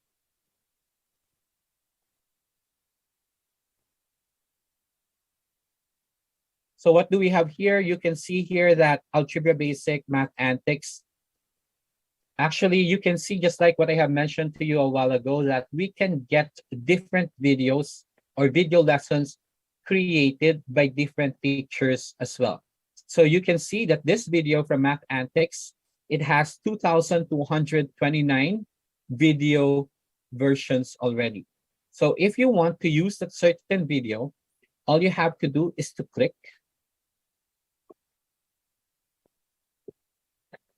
And we can see here that it was already annotated and it was we have embedded questions as well.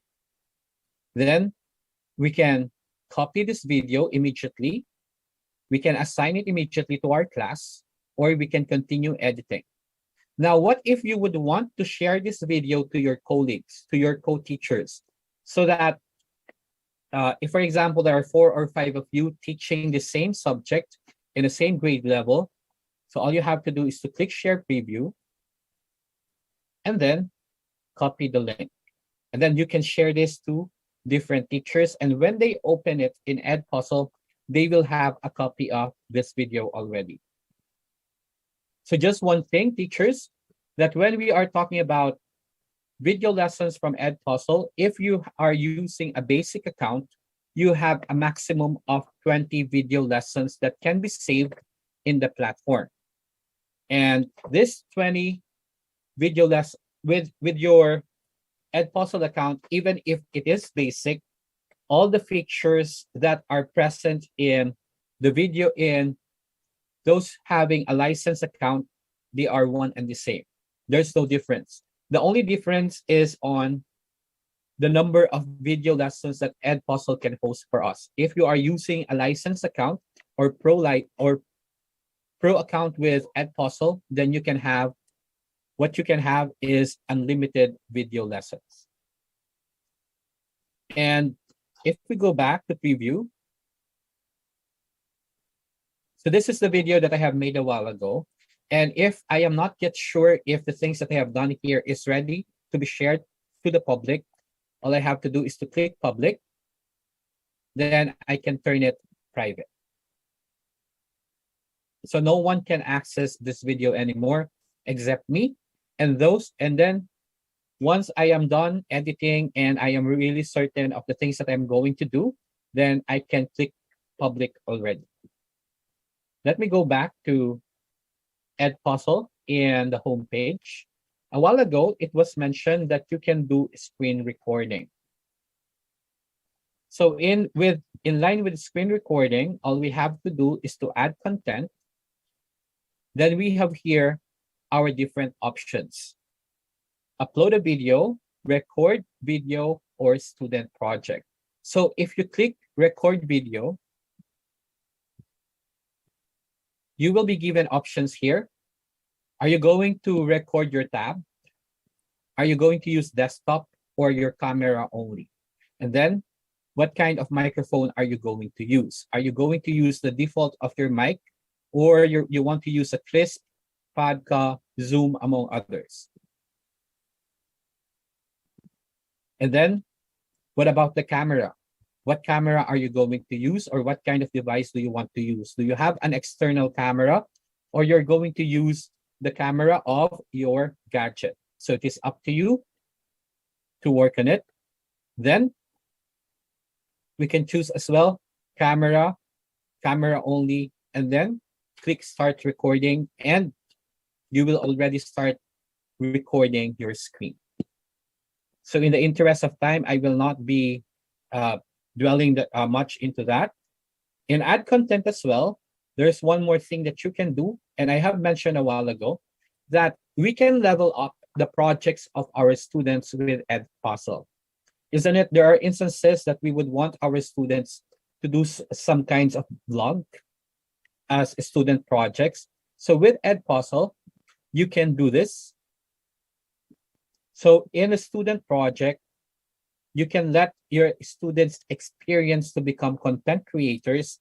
And aside from that, they can also use the student project part, wherein they can also embed, edit, and annotate the video, just like what I have presented to you a while ago. And finally, for Edpuzzle, I'd like you to take a look at certifications as well. In certifications, if you click certifications, it will take you to teacher certifications and student certifications. So right after this presentation, for example, what if you would want to go and check and you want to become a certified educator with Edpuzzle? So click find PD. And you will see here the free professional development online that you can do at your own pace. So my suggestion is, if you want to be certified, start with Edpuzzle level 1. Or if you are using Canva, you can already start with Edpuzzle and Canvas level 1, or Schoology and Edpuzzle level 1. Then once you are done with any of these three options, or with Google Classroom as well, so with any of these four options, then you move on to Edpuzzle level 2.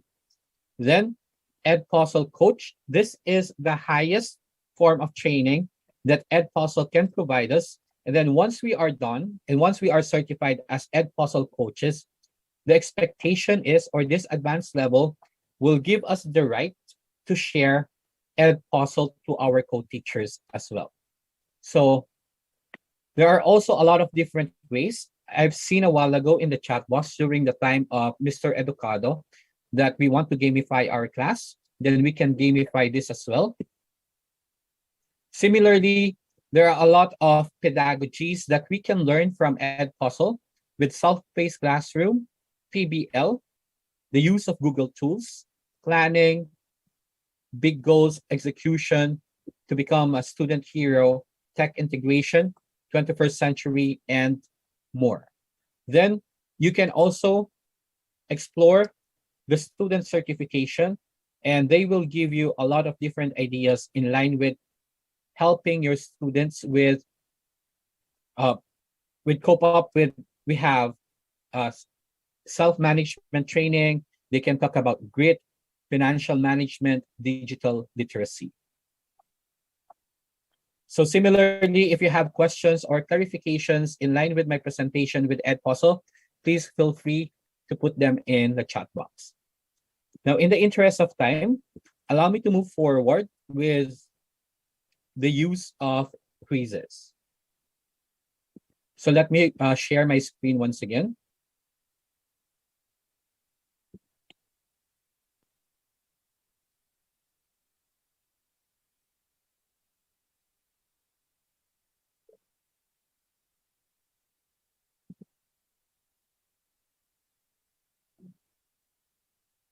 I'm sorry, it's not. Give me a moment.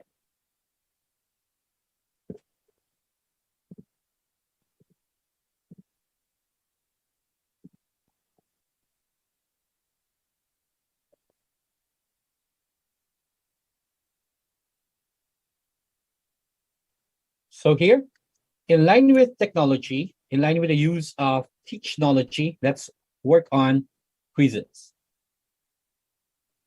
So in my class, I did a survey from 3 of the classes that I teach in my school. And when I asked them what makes learning fun, and most of all of them, or in all of the classes that I did the survey, the highest answer is on gamification of the lessons or adding games, because they find these different activities or these different platforms to be engaging, entertaining. Learning is easier. It gets them motivated, among others. And in line with quizzes, we say that quizzes is a learning platform that makes it easy to create and host interactive lessons and quizzes for synchronous and asynchronous learning. And just like Edpuzzle, there are a lot of quizzes that are already pre-made or that were already made by different teachers. So all you have to do is to search the quizzes library. Or we can also make our own videos. Or we can also make our own quizzes, rather. We can choose from multiple choice, checkbox, fill in the blanks, poll, or open-ended. And I am pretty sure that quizzes is not new to you, most especially with working on quizzes. Now, what I want to do is to work on level up. Let us level up our discussion with quizzes. So in line with this, what I'd like, or what I'm presenting to you is not just to answer this question on what can quizzes do. Because usually this is the first question that we ask when we're going to use any app, right? But the challenge that quizzes would want to pose to us as teachers and users of quizzes is what quizzes cannot do. So in this case, I will be focusing on app smashing with quizzes, Edpuzzle, Wakelet, Shepherd Software, and WordWall. So when we talk about app smashing, this was a process, or this was a term coined by Greg Kulowich, wherein we say that this is the process of using multiple apps in conjunction with one another to complete a final task or project. And it is also a way of using technology to bring our classroom to life. This is one of the things that I love with quizzes, is that we can have student-driven quizzes. What do I mean when I say student-driven quizzes? Is that this is a quizzes maker, and we can get the questions from our students. It is not just us always giving the questions to our students for them to answer, but with a quizzes kid quiz maker, our students can give their own questions to us, and it is us who will be working on this certain magic so that they can play the quizzes. In this case, when it is a student-driven quizzes, they can have this sense of ownership of this given videos or the given quiz activity, rather. So allow me to present to you this video. I will show you one feature of quizzes, which is not usually explored by other quizzes makers. And this time, this is the student-driven quiz maker. So we will be smashing 2 different tools, your Google Forms and quizzes. So the first thing that we're going to do is we are going to send a Google form to our students. And the form that I have here is, first, for example, we ask our students to review. So as they review or research on a certain topic, then as they do that, they can ask one question here. Then you ask your students to make different options. So teachers, this is a multiple choice question and with 4 options. Then from these different options, please see to it that your students will give one correct answer. And you ask them how long should your classmates answer your question. And the time that we have here, these are in seconds. So 5 seconds, 10 seconds, and so on. Once we have that, we can check the responses of our students. And what we're going to do is to click so that we can view the responses in sheets. So I have done this already. So here are the questions that I have generated from my students. You see here timestamp, and for the second column, that will be the email addresses of the students. So what we need is to copy from C, D, E, F, the columns, I'm referring to the columns until I. Then copy and make second sheet. And then once you are done, you download Microsoft Excel. So once we are done with downloading the file, let's go to quizzes. In quizzes, let's click create a quiz. For example, our lesson is on prime numbers, highest common factor, and least common multiple. Mathematics, click next.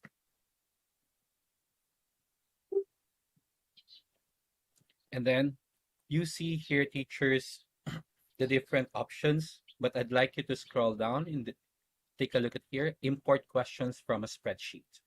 Click this. Now you drag and drop.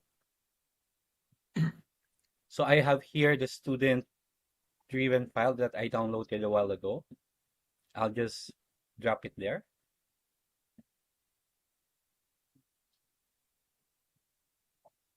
Let's wait for it to load. Now we have done already.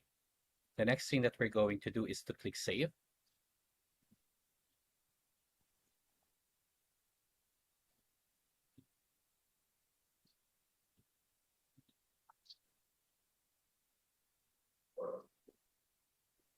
It may just take a little long, teachers, because quizzes is doing the job for us already.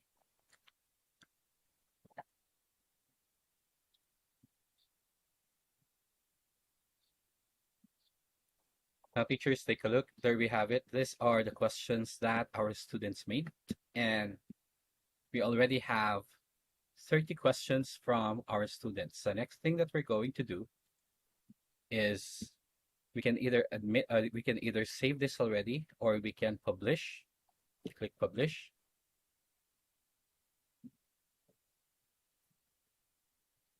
So you are going to select grades. So for example, this is from 4th grade until 8th grade, and click save.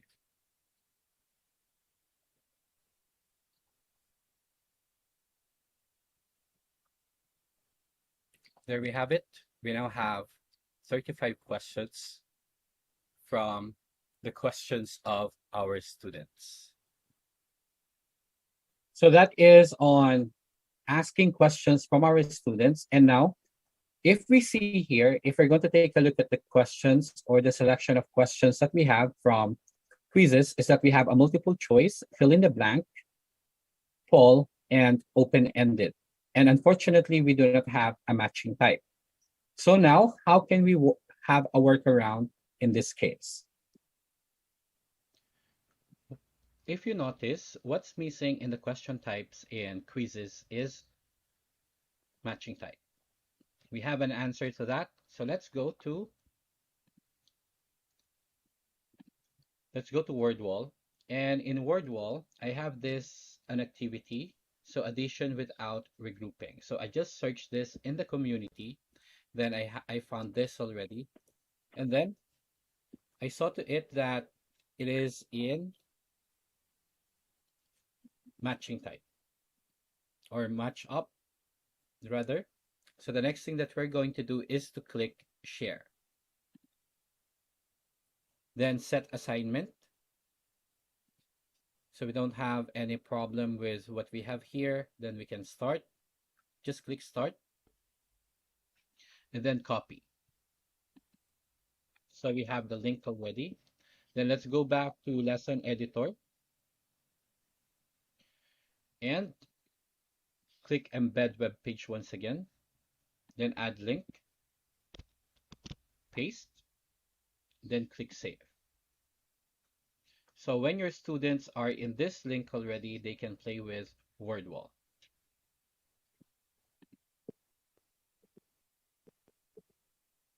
So next, in line with lesson, what if we would want to make a lesson with quizzes?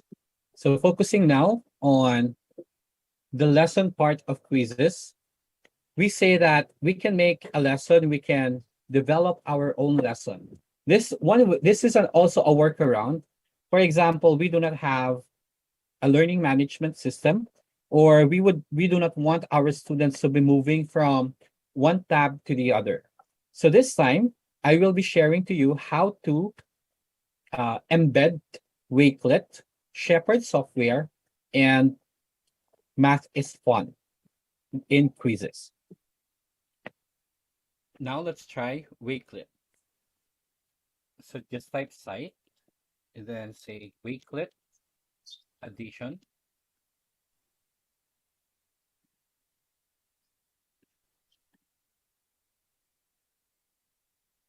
Then click the site.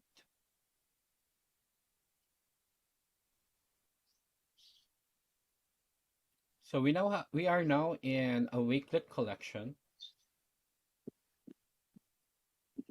The next thing that we're going to do is to click share. In share, click embed and then move to the left side and you will see here the embed code. In the embed code, what you're going to do is to get from HTTPS until list. So copy.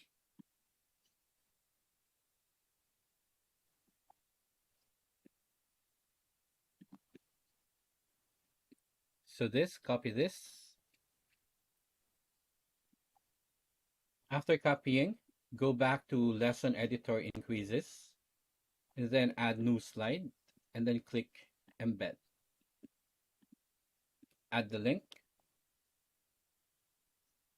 and it's already saved in quizzes. Now, what if I would want to give extra lesson or additional support to my students? And let's say, for example, I want to add an activity. So from Wakelet,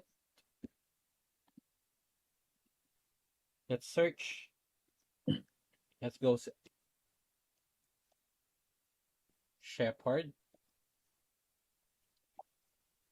software. So teachers, Shepherd software is very important, or it's a dynamic activity for our students, especially for grade schoolers. So I'd like to look for addition. It is free. It's just that it has some ads once in a while. So what we're going to do is just to click this, copy, then go back to lesson editor and quizzes, add new slide, just paste, then click save. There you have it. You have that activity already for your students. But before that, what if I would want to give another lecture? So for example, let's start with a lecture. So add slide, enter web page, and you don't want to make copy and paste a lot of materials from the website. So just go here. Then I'll type math is on addition.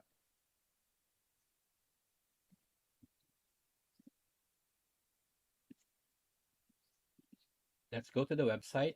Then what we're going to do is just to inspect if it is suitable for the age of our students, then copy, then go back to lesson editor, add link, paste, save.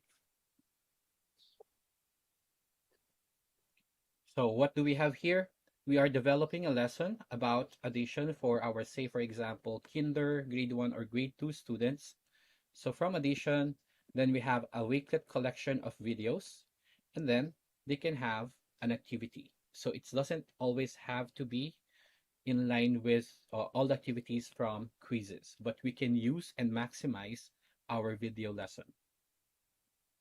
Or we can use and maximize the use of lesson in quizzes. So that's on how to work with Wakelet, Shepherd software, and Matiscon. So what we have seen here, or what I have demonstrated, is also, yes, in line with the comment of Mr. Educado a while ago when he said we cannot just randomly smack edtech apps for the sake of using it, but we must always see to it that it is meaningfully utilized with the goal of redefining the classroom teaching and learning dynamics. That's why what I have shown here is that there is a flow in the given lesson. It's not when we say we are app smashing or we want to use a lot of different technology that we just simply use this technology and let our students explore them or use them. Then sometimes it could get confusing, especially if we would want to use explore a lot of technological edtech in the classroom. What is very important is that the technological use should be appropriate. Technological use is also appropriate for the age of our students and always in line with the context of our students. So that's it for me, in line with sharing with you app smashing with quizzes and doing or creating our video lessons with Edpuzzle. So thank you very much for staying with us, and I pass on the floor now to our host if there are questions or clarifications with our presentations.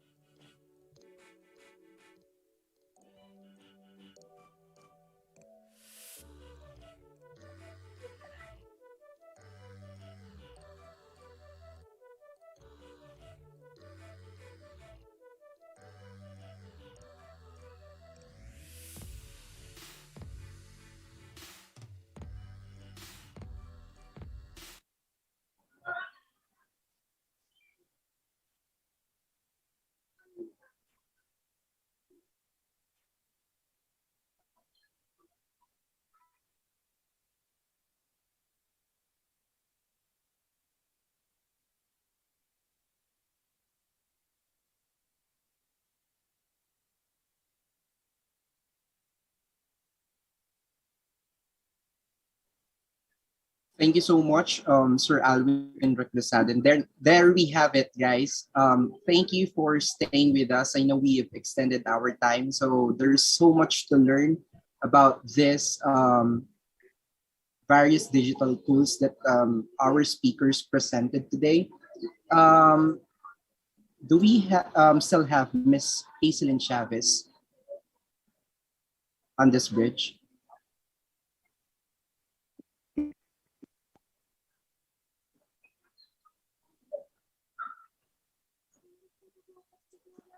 Miss Hazelyn Chavez.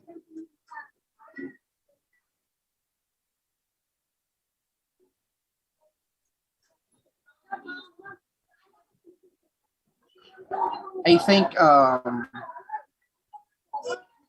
he's no longer here. So may I please request? Here? Yes. He can turn on his mic. All right. Let me just give her the access.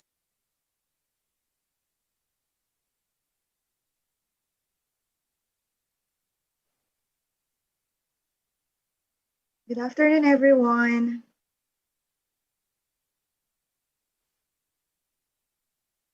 Can you hear me now? Yes, you go ahead, Miss Hazelin. Ayan. Sir Learner, can I request to start my video as well? I mean, to turn on the camera. Please allow me to. Yeah. Thank you.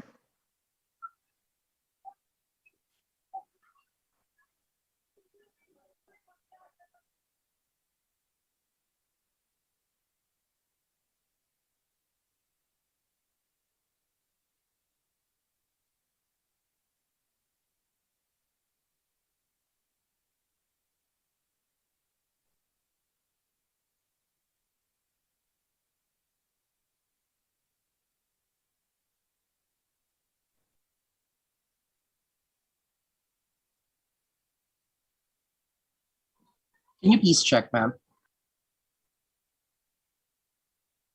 Okay na pa. Thank you. All right, thank you. All right. So, ayan. So, thank you, Sir Learner. The speakers are incredibly competent in their crafts. I must say, truly great educators know that not every student learns in the same way. Teachers knew how to reach students using differentiated methods instead of only focusing on one way of communicating the material. After listening and learning from each speaker, I've learned that the combination of the new strategies, approaches, and the use of new materials applications in teaching finally made fractions clear to us. When a teacher takes the time to clarify and expand on the learning process, then our learners have greater chance of retaining materials and understanding it in a more lasting way. Our speakers presented to us the different instructional software that engages students and teachers with interactive learning experiences. As what Mr. Anthony Yadao has mentioned, we are living in a world of information overload inside and outside of education. With this, teachers need a flexible, collaborative, easy to use platform that helps them deliver learning resources to students in a simple, visual, and engaging way. And the best example of it is by using the Wakelet. No? So it is a tool that allows users to take control of the content that interests and inspires them. It is completely free, as what he has mentioned a while ago, unlimited and safe to use. And next is the applied digital skills discussed by Mr. Joseph Gabriel Educado. Mr. Educado highlighted the fact that it is not enough that we know MS Word, Excel, how to make PowerPoint presentation, and other basic computer skills. We need to foster and explore our learning across the board. By learning into this digital world, Mr. Educado has mentioned about the applied digital skills. ADS is a free video based and online curriculum that prepares students for the growing number of jobs that requires basic digital skills such as email and spreadsheets. And next is Ms. Genevieve Karen Dumayas, who discussed to us the use and importance of Nearpod. Nearpod helps educators make any lesson interactive, whether in the classroom or virtual. The concept is very simple. A teacher can create interactive presentations that can contain quizzes, polls, videos, collaborate boards, and more. And last but not the least is Mr. Alwin Reclusado, who shared to us his knowledge about Edpuzzle and quizzes. He explained to us that with the use of Edpuzzle, we can watch videos at our own pace. For the teachers, we could have the access to see who among our students are watching videos and answering questions. The main goal is to make our students more engaged to the lesson. So just to imagine when the teachers do more than simply lecture but create learning environments that are interactive and involve practical skills, then the concept becomes understandable in the real world. When students understand how a lesson can impact life outside the classroom walls, then the students will more likely retain the information after the class has ended. So thank you, our dear speakers, for sharing your expertise to us. Thank you, our dear NTC, for allowing us to conduct this kind of webinar. And to the people behind this successful webinar, the MAADSO officers, our advisor, Ms. Chu, thank you and congratulations, everyone. Mabuhay ang NTC, mabuhay ang mga kaguruan. Thank you, Ms. Hazelyn Chavez. If the speakers are still here, may we request them to open their camera for us to be able to award the certificate of appreciation and for me to be able to read the citation as well. Thank you. May we request Ms. Karen Dumayas, Mr. Anthony Yao, and Mr. Gab Educado to please open your camera, please, for the photo opportunity. And for the participants, please remain because we are going to advise on how you're going to obtain the certificates or your certificate. Thank you.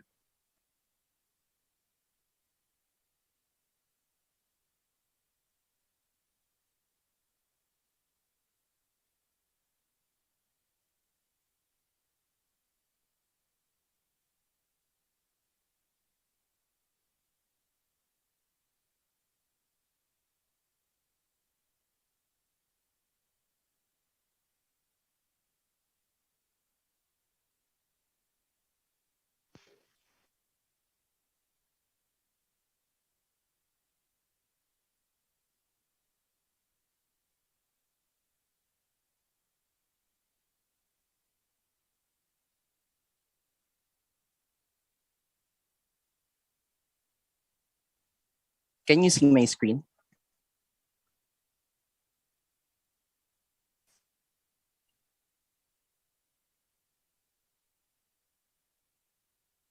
Sir Alvin, can you see my screen? Yes, sir, I can see your screen. All right. The National Teachers College Office of the Students Affairs, the Master of Arts in Education Society presents the certificate of appreciation to Ms. Karen Dumayas, Mr. Anthony Yadaw, Mr. Gabriel Educado, and Mr. Alvin Reclusado for sharing their valuable knowledge as guest speaker during the EdTech Fest webinar entitled TEACHnology Delivering Innovative Education, the New Normal, organized by NTC MAID Society. Given this 27th of November 2021, signed Learner Gatchalian, President MAIDSO, Ms. Charisse May Soriano, Advisor, MAIDSO, and lastly, Dr. Maria Elma B. Cordero, Head Office of the Student Affairs. And guys, let us give them a virtual applause, please.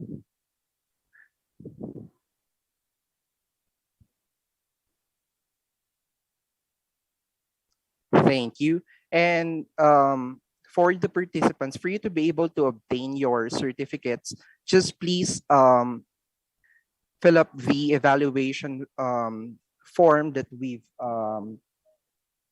sent to the group chats. And if you're not able to get the evaluation, just please email us for us to be able to send you the evaluation form. And there we have it.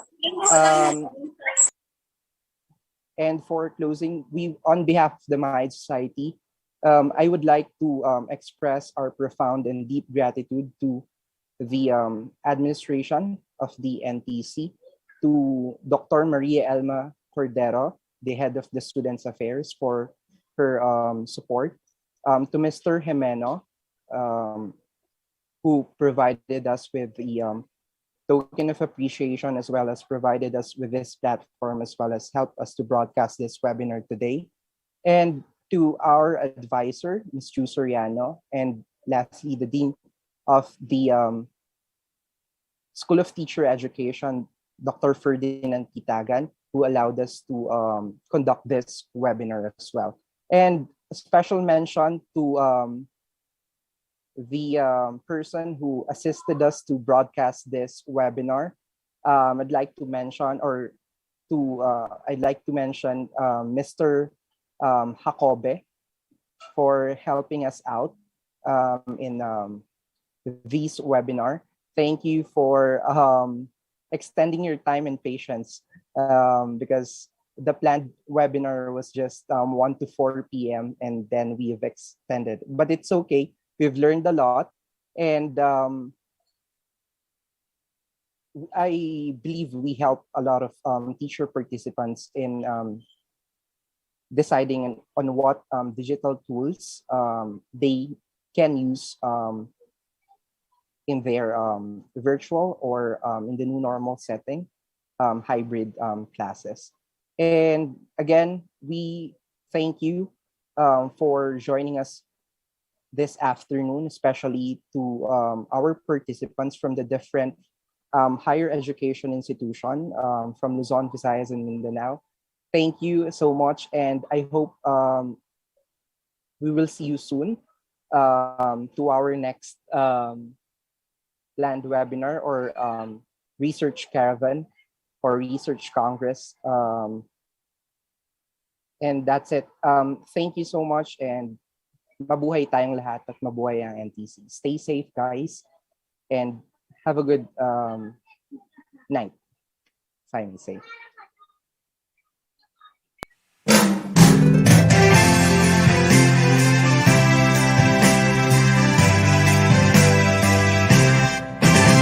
Kami ay manlalakbay, aming kaaralan. Taglay namin ang lumanan, liwanag sa kadiliman. Ang diwang pinagbubuhay sa gilid ng kapatayan. At ang aming kalayaan, mananatiling may tanglaw.